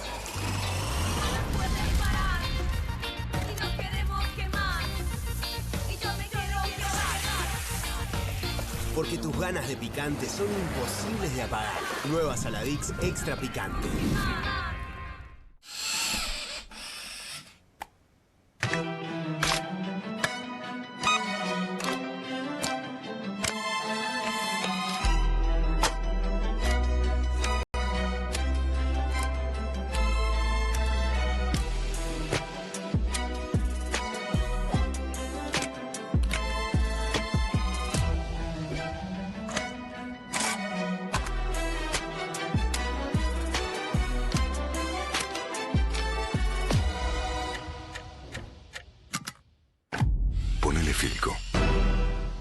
Bonobón presenta su nuevo chocolate, con la textura irresistible de las galletas y el relleno único de Bonobón, combinado con nuestro mejor chocolate.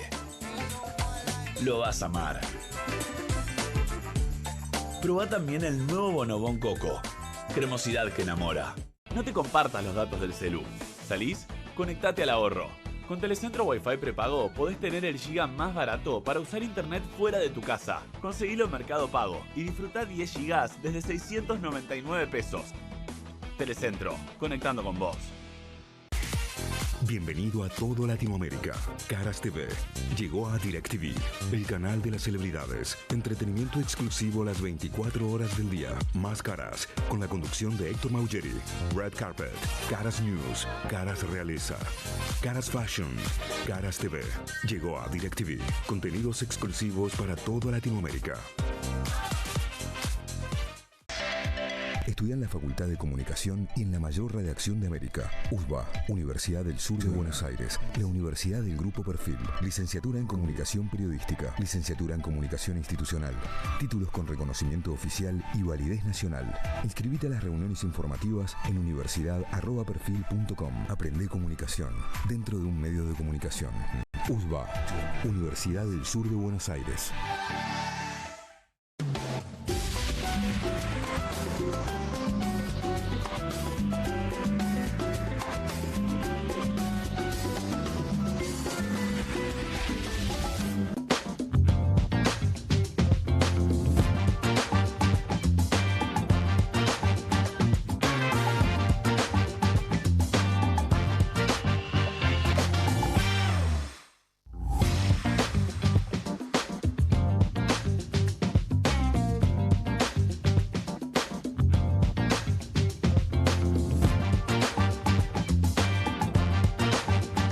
Muy bien, seguimos en QR, como les prometimos, está Telma Luzani. Nos acompaña otra vez. Telma, gracias por estar acá, por reincidir.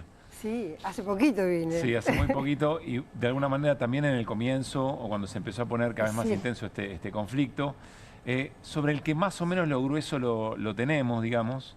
¿Dónde dirías que está en este momento el punto del conflicto, Telma, a tu criterio? Bueno, pasaron un par de cosas muy importantes. Por un lado, la respuesta de Irán demostró varias cosas. Por ejemplo, que Israel no era tan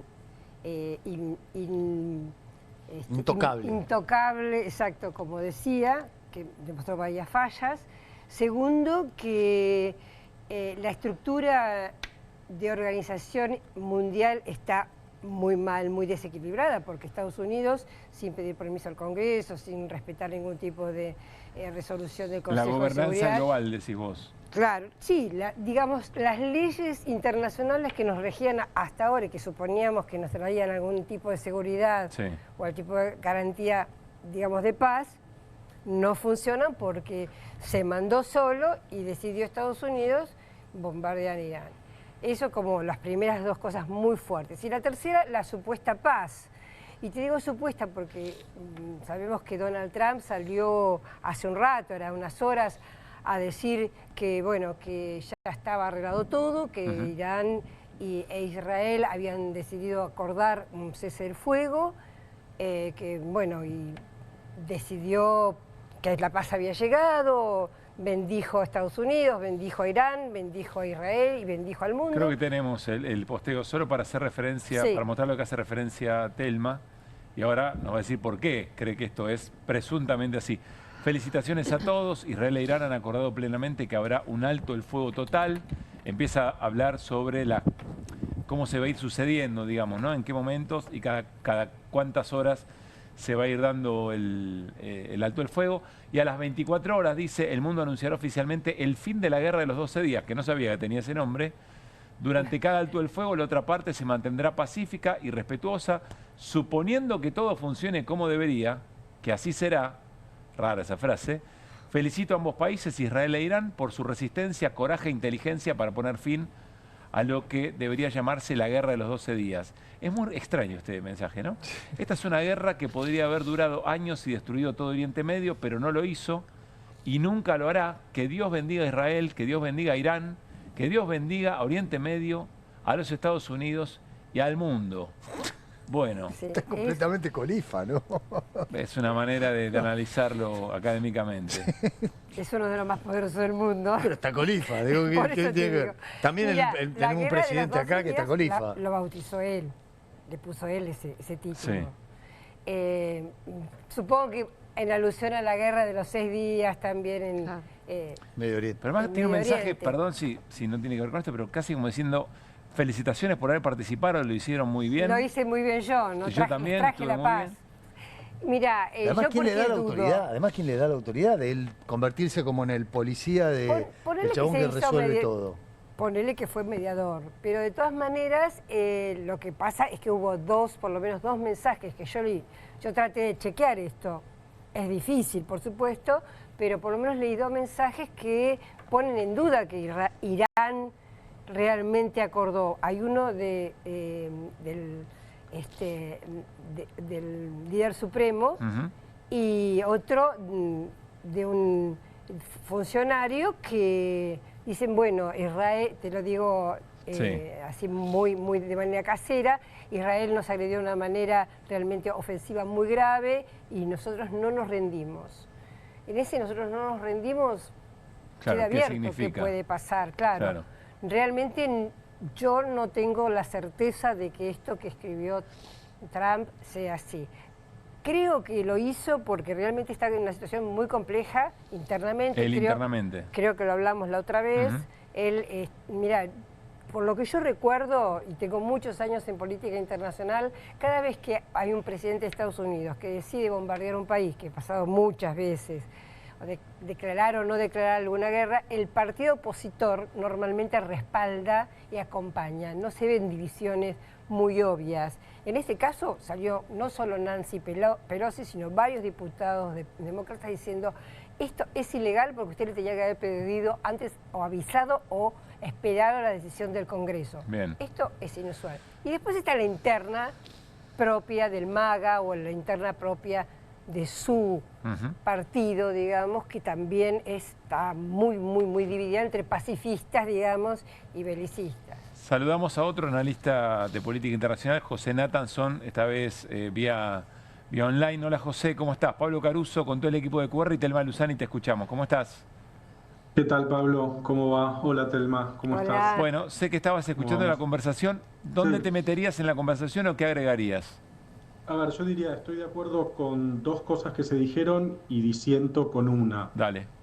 Las 2 cosas que estoy de acuerdo son, la primera, que como bien dijo Telma, si algo demostraron estos 12 días de bombardeos y misiles lanzados de Israel y Estados Unidos y la retaliación iraní y demás, es que el derecho internacional está hecho torta, que las reglas que siempre fueron reglas plagadas de excepciones, ¿no? Porque Estados Unidos invadió Irak la segunda vez sin aprobación del Consejo de Seguridad de la ONU y demás, pero bueno, se suponía que había algún nivel de arquitectura internacional que ponía algún nivel de contención a lo que se suponía que los países podían y no podían hacer. Bueno, ese esquema está totalmente desarticulado. Esa es una cuestión. La segunda, creo que efectivamente hay que tomar con pinzas el anuncio de Trump. Yo supongo que si Trump lo dijo, por más loco que sea, no sé quién, como no puedo ver, no sé quién dijo que era un demente, o no sé cómo dijeron. Hamilton dijo que es un califa. ¿Cómo vamos? Acá estoy. Bueno, yo entiendo que por más coincido en que Trump tiene rasgos de lunático, digamos, pero supongo que si lo anuncia con esa vehemencia, debe tener algún nivel de certeza de que la parte iraní va a aceptar ese alto el fuego, que no se prometió para ahora, sino para dentro de unas horas. Pero efectivamente hay que tomar con pinzas el anuncio para ver efectivamente qué significa esa maravillosa paz que promete Trump. Ahora, con lo que disiento respecto de lo que dijeron, es que yo creo que si la cosa termina ahora, es un éxito importante de las fuerzas militares israelíes y de las fuerzas militares de Estados Unidos, porque si efectivamente lograron, no digo destruir, pero retrasar el programa nuclear iraní, que estaba enriqueciendo uranio, había llegado al 60%, si lograron retrasarlo, la respuesta, la reacción iraní fue una respuesta bastante débil. Hubo algunos muertos civiles en Tel Aviv, hubo un bombardeo preanunciado sobre una base militar estadounidense en el Golfo y nada más.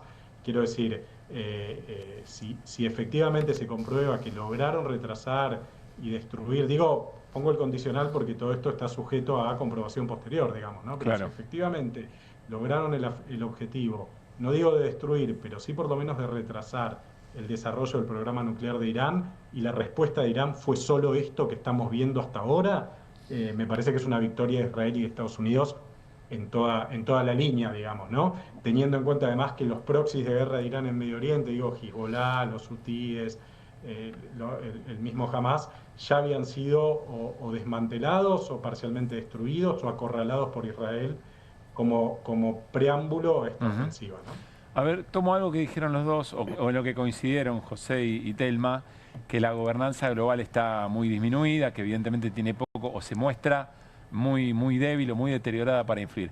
¿Qué pasa con China y con Rusia? Digo China, Rusia, podríamos hablar incluso de los BRICS, es decir, aquellos países que están con mucha fuerza poniendo en cuestionamiento por lo menos esa hegemonía que Estados Unidos tenía hasta hace un tiempo. ¿Es lineal esa respuesta? ¿Es esperable que respondan algo? ¿Cómo está el mapa? ¿Cómo está el tablero? Sí, José. No hubo intervención directa ni de China ni de Rusia en el conflicto y no se esperaba tampoco que lo hubiera. Rusia tiene un frente complicado en Ucrania como para andar distrayéndose en Medio Oriente. De hecho, cayó al-Assad, que era el gran aliado de Rusia o uno de los grandes aliados de Rusia en Medio Oriente, y lo único que hizo Moscú fue recibir el avión que lo... me parece que Rusia tiene otras preocupaciones en este momento. China tiene una diplomacia muy cautelosa, muy serena, quiere ser vista como un actor confiable del nuevo orden internacional, en contraposición con la irascibilidad que está mostrando Estados Unidos, este repentinismo que tiene Trump. Parece que un día va a tomar el canal de Panamá, el otro día dice que no lo va a tomar, etc. Parece que Rusia quiere ser visto como un actor responsable, entonces tampoco se metió en eso. Creo que había una relativa soledad internacional de Irán, que es lo que le permitió a Netanyahu decidirse a apretar el botón, o sea, lo vio débil, y lanzar los misiles. Y lo vio débil, y el cálculo, insisto, si se logra este alto el fuego, y si efectivamente se destruyeron aunque sea parcialmente, las capacidades nucleares iraníes, bueno, el cálculo de Netanyahu no fue un mal cálculo, digamos, ¿no? Con un punto más agregaría yo, que creo que hay que tener en cuenta, que es que si algo demostró esto, es que la mejor forma de que no te bombardeen es tener una bomba atómica. Está claro eso, ¿no? ¿Por qué nadie bombardea a Israel o por qué nadie bombardea a Corea del Norte? Yo siempre digo, Corea del Norte tiene un PBI equivalente al de Honduras. ¿Por qué nadie se le anima? Ni Japón, ni Corea, ni Estados Unidos, Corea del Norte. Bueno, pues saben que los tipos tienen una bomba nuclear. Entonces, en el corto plazo es eso, en un plazo más mediano, una mirada más profunda, uno podría decir, bueno, lo primero que van a hacer los iraníes después de esto va a ser reconstruir sus capacidades nucleares. Y yo no sé si otros países árabes, qué sé yo, Egipto, por decir algo, Arabia Saudita, no están pensando también en que es la forma de evitar, o por lo menos morigerar un posible conflicto con Israel, que todos lo tuvieron y posiblemente en algún momento lo vuelvan a tener, ¿no? Telma. Bueno, parte de lo que dijo recién ahora no tuvimos un mejor retorno. Porque no estaba bien Nosotros el sonido. Sí lo escuchamos y salió bien al aire. Telma por ahí no escuchó. Sí, yo hay parte que no escuché. Sí. No, respondo a lo que vos preguntaste. Bueno, sí hubo algunos acuerdos o digamos, movidas de Rusia. Por ejemplo, hoy a la mañana estuvo el canciller iraní en Moscú hablando con Putin. Los rusos dijeron en varias ocasiones que ellos iban a continuar, digamos, que no retiraban a todos los especialistas que habían en los centros nucleares iraníes y que iban a continuar. Y el respaldo muy claro, tanto por parte de Rusia como por parte de China, o condena, te diría más que respaldo, condena muy fuerte a Israel, tanto por parte de China como por parte de Rusia. Yo supongo que las conversaciones que debe haber tenido Trump, esto nos vamos a enterar en los próximos días, seguramente que hubo conversaciones y situaciones habladas previamente tanto con Xi Jinping como con Vladimir Putin. No me imagino que se hubiera podido tomar este tipo de decisión más allá de esa cosa espectacular que tiene Trump. No me imagino que haya decidido semejante mensaje si no lo hubiera hablado antes. Lo que no estoy de acuerdo con Nathanson, creo haber entendido que no fue bueno para Irán. Yo creo que para Irán fue una buena demostración de lo que puede hacer y creo que va a continuar con su proceso de desarrollo nuclear como hasta ahora. No creo que eso cambie a partir de este momento.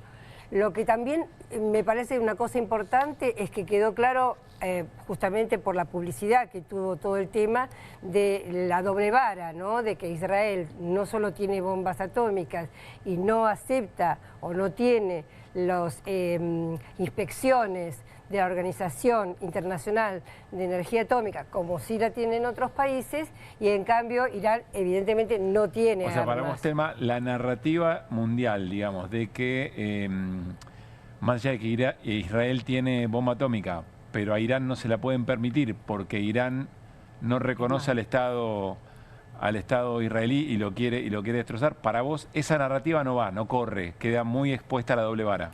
Queda expuesta a la doble vara, sí. Porque Irán es peligroso y no es peligroso Pakistán o la India, otros países que tienen... Yo entiendo que vos pienses eso, lo que me pregunto es si esa es la narrativa hegemónica, digamos, ¿no? Si esa es la mirada que queda. No tengo ni la más remota posibilidad yo de confirmar eso, digamos. Claro, la narrativa era esa, era la supuesta construcción de Irán de una arma atómica que está comprobado que no fue así. Por ejemplo, Nathanson lo dijo con claridad, Estados Unidos normalmente no ataca países que tienen bomba atómica como Corea del Norte. Entonces, igual no decían que la tenían, sino que estaban muy cerca de conseguirla y que probablemente pudieran construir entre 7 y 8 bueno, por eso, bombas pero esa atómicas. Era como las armas de destrucción masiva en la época de Irak. Estaban por tenerlas, pero bueno. José, ¿lo que quieras agregar sobre esto? No, para mí la conclusión preocupante de esta nueva situación, de este nuevo orden mundial que se está creando, en donde no hay una potencia hegemónica que ordene, ni dos potencias hegemónicas que ordenen, ni tres, es que la conclusión estratégica que deben estar sacando muchos líderes mundiales en este momento es que lo que más te conviene es tener una bomba atómica para que nadie te joda, digamos. Me parece que esa es la conclusión, y creo que es la conclusión que va a sacar el régimen iraní después de este episodio. Hay que ver si lo logra. Hasta ahora, Irán, si bien es cierto que nunca llegó a tener tecnología nuclear con posibilidad de construir una bomba atómica que pueda ser puesta en la cabeza de un misil y transportada, digamos, nunca llegaron a esa instancia.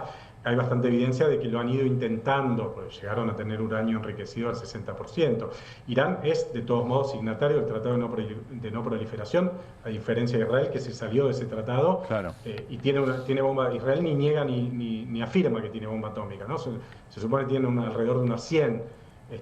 Pero bueno, la conclusión para el mundo es que, así como el orden mundial está desarticulándose, el Tratado de No Proliferación, que en cierto modo sirvió para contener a los países capaces de darse a sí mismos una bomba atómica, pues fíjate que son los 5 del Consejo de Seguridad y después se sumaron Israel, India y Pakistán y Corea del Norte, y no hay otros países con bomba atómica. O sea, algún éxito en contener la capacidad nuclear de los estados tuvo el Tratado de No Proliferación. Me parece que esto que está pasando va a dar como resultado, no en el corto plazo, pero sí en el mediano plazo, la idea de que, bueno, lo que me conviene a mí como país, sobre todo si estoy en un lugar caliente como Medio Oriente, es tener la bomba atómica. Claro. Una última para los dos, breve porque tengo que cerrar. Arranco por vos, José. para observadores muy generalistas como nosotros, que nos interesa el tema, que leemos, tratamos de estar, pero por supuesto no tenemos la capacidad de leer los pliegues, las complejidades, los matices.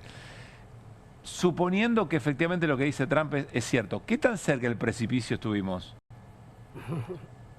Bueno, siempre está bien, está buena la pregunta, ¿no? Obviamente no lo sé, porque hay una parte de este tipo de situaciones que implican conversaciones entre líderes mundiales a las que uno no accede, o si accede mucho tiempo después, digamos, ¿no?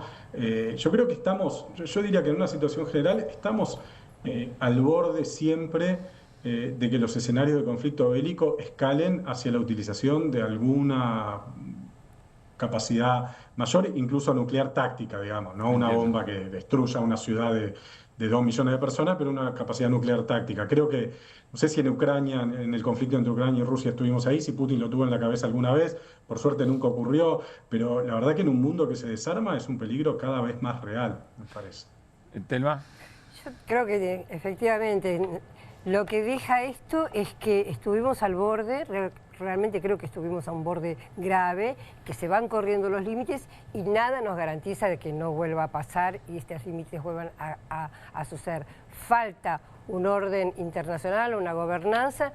Yo creo que se están dando algunas otras, tal vez los BRICS, tal vez la Organización de Shanghái, no lo sé, pero para mí puede ser que haya otros tipos de organizaciones que sí den respuesta a lo que ahora todavía no aparece claramente. Hay que ver cómo responden eventualmente los que no están de acuerdo con ese nuevo orden, ¿no? Que pierden posición, son bastante guerreristas por lo que bueno, hoy según Restivo, China no se metió en todo este entuerto porque dijo, los chinos dicen estamos ganando, ¿no? Entonces como en realidad lo que decía... que ellos no quieren generar un conflicto. La lectura de Néstor era que Estados Unidos está mostrando cierta debilidad al involucrarse de una manera tan activa en este conflicto. Esto es la lectura de Néstor. Sí, es nuestra lectura de lo que dijo Néstor. Claro, la lectura de lo que dijo Néstor. Muy al desnudo muchas cosas que en cierta medida es interesante y es bueno, en otras es peligroso. Telma, gracias como siempre. José, lo mismo, un gran abrazo. Gracias a ustedes, abrazo grande. Que estén muy bien. Bueno, nos vamos a ir a una muy pero muy breve tanda y cuando volvamos tenemos cuento de la cripto y nos vamos a preguntar a ver en qué situación están las personas más vulnerables frente a estos fríos, o vulneradas diría yo. Pues vulnerable es otra cosa, ya vulneradas y por eso están en esa situación. Hablamos de las personas en situación de calle en esta ola polar que mañana va a tener un día aún todavía más crudo. Ya venimos. María es credinauta. Eduardo también. Y Luis y Mercedes y Pablo son credinautas. Ellos y miles de argentinos formamos Banco Credicop. Y somos credinautas porque desde siempre creímos que es mejor hacerlo juntos y no hacerlo solos. Porque somos cooperativos y solidarios. Y porque sabemos que solo nos salvamos si lo hacemos entre todos. Ahora, hacete vos también credinauta. Movete a Credicop. Movete a un banco distinto. Banco Credicop Cooperativo. La banca solidaria. En Pilar contamos con Mimuni, nuestra herramienta digital de atención ciudadana para solicitar turnos, realizar trámites y gestionar reclamos de manera ágil y cercana. Descárgate la app o chatea con nosotros por WhatsApp a través de 11 52 38 68 64. Las 24 horas del día. También podés acercarte a cualquiera de nuestros puntos Muni de lunes a viernes de 8 a 18 horas y los sábados de 9 a 15 horas. En Pilar seguimos acercando el Estado a todos y todas las pilarenses. Pilar presente con futuro.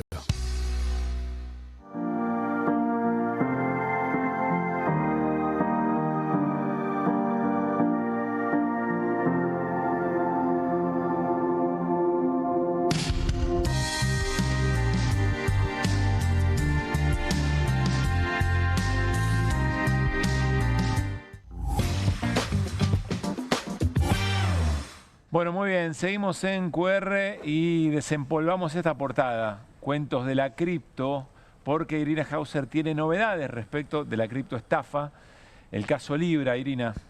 Hace rato que no hablábamos del caso Libra, pero siguen pasando cosas. Hay un informe que hace un departamento técnico del Ministerio Público Fiscal. ¿Se acuerdan que se habían secuestrado un montón de dispositivos? Teléfonos, computadoras, discos rígidos y demás, de algunos de los personajes principales que están imputados en la causa. Uno de ellos, en la causa a cargo de la jueza María Servini. Uno de ellos es Mauricio Novelli. Mauricio Novelli, una persona muy allegada al presidente Javier Milei, alguien que tuvo que ver con el armado del Tech Forum el año pasado, este foro donde se gestaron los negocios y donde posiblemente, según el propio Novelli presentó en un escrito, se haya gestado también el lanzamiento de la criptomoneda Libra.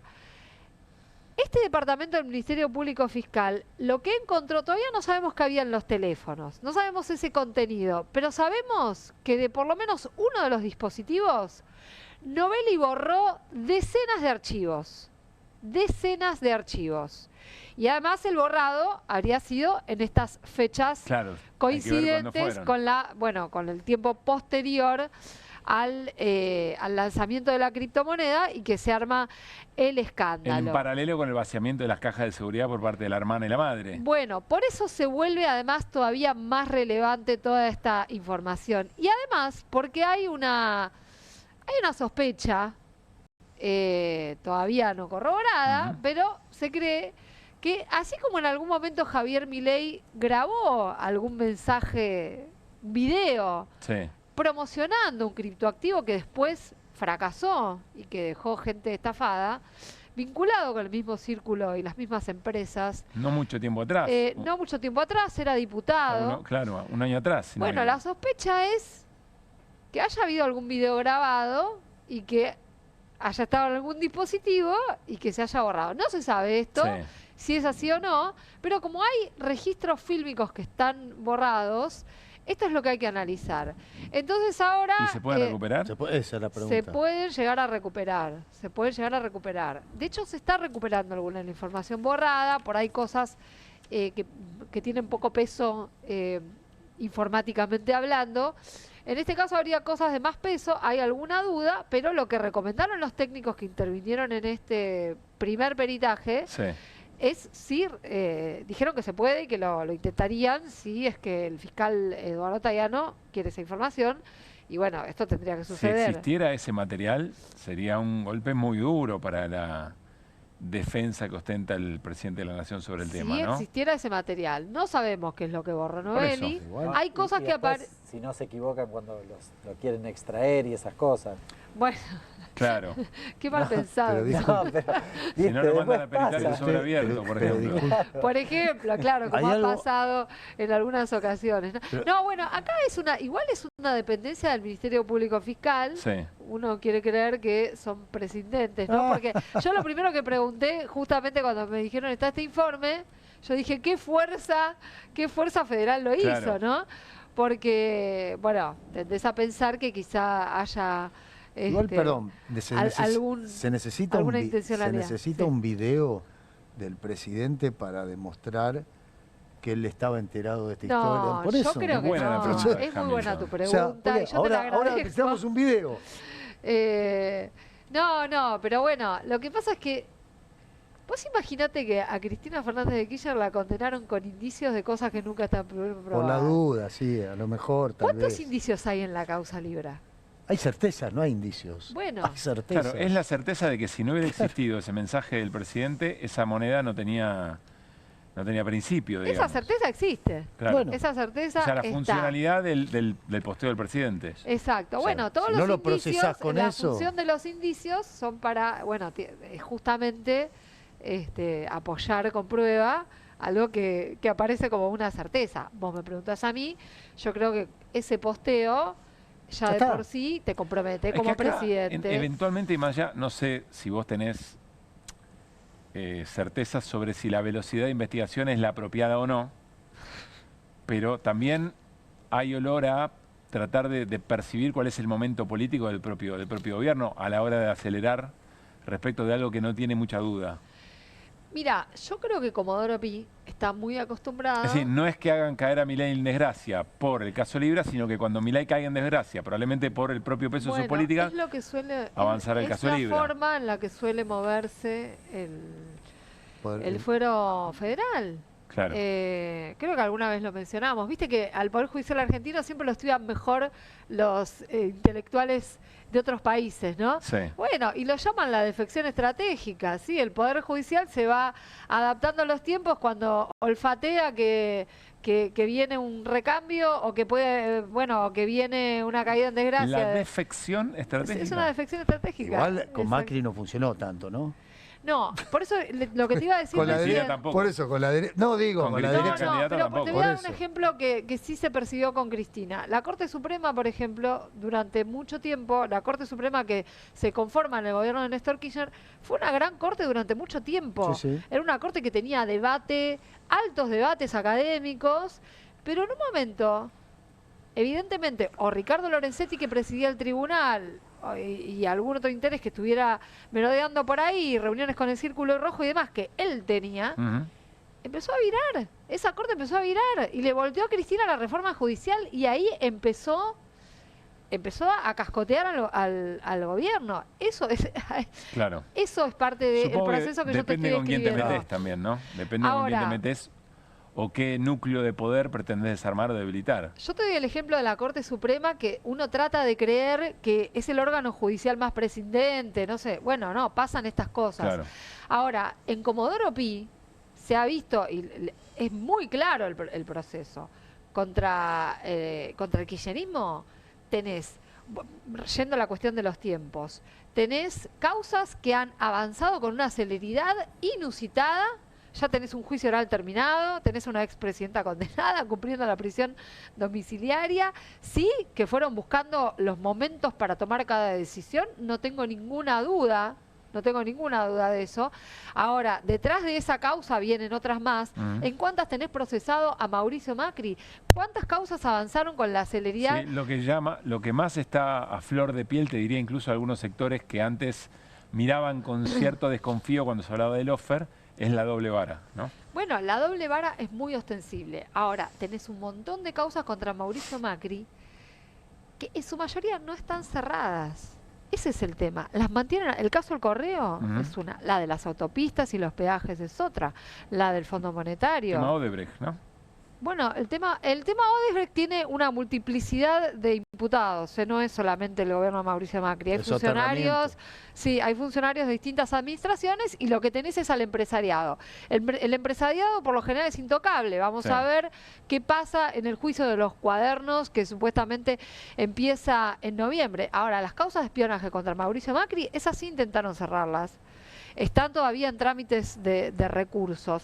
Es muy impresionante el dominio que ha tenido el macrismo sobre los tribunales de Comodoro Pi y evidentemente lo sigue teniendo. Creo que el gobierno de Milei genera un mayor desconcierto. Los operadores que puede llegar a tener, algunos son muy visibles, como el propio ministro de Justicia, y otros no sabés bien qué es lo que pasa. Ahora, hasta ahora no avanzó en términos de llamar a indagatoria. Estamos hablando del caso Libra. Estamos hablando, sí. Y de otras denuncias. Milei ha tenido otras denuncias. Esta no es la única. Milei ha tenido varias denuncias. Milei y su entorno.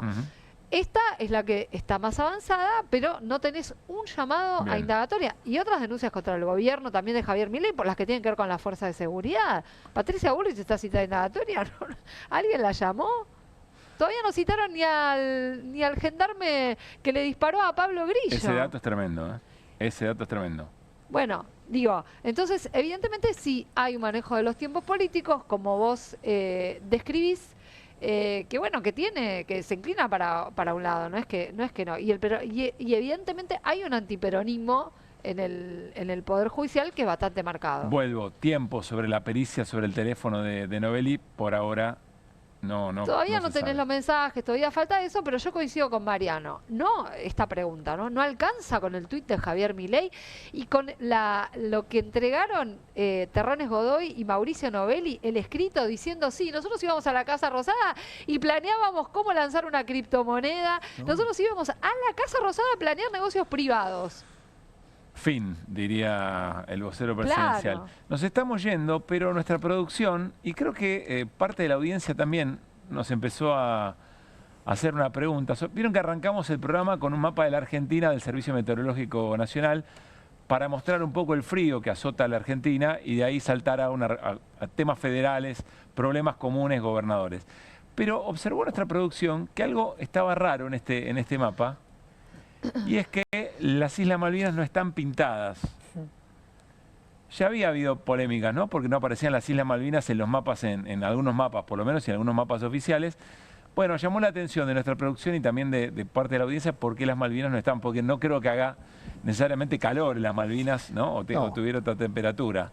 No, y además blanco en lo que tenés a la derecha no está, a la izquierda en realidad no tenés ningún blanco. Ni siquiera ningún tono de nada. Es decir, ¿es el mismo color o es el mismo? Y esto es el Servicio Meteorológico blanco, Nacional. Claro, el mismo blanco del resto de los países que no son Argentina, ¿no? Ni Chile, ni Uruguay, ni Paraguay, ni aquel tramo de Bueno, avisémosle al Servicio Meteorológico Nacional que las Islas Malvinas son argentinas. Muy bien. ¿No?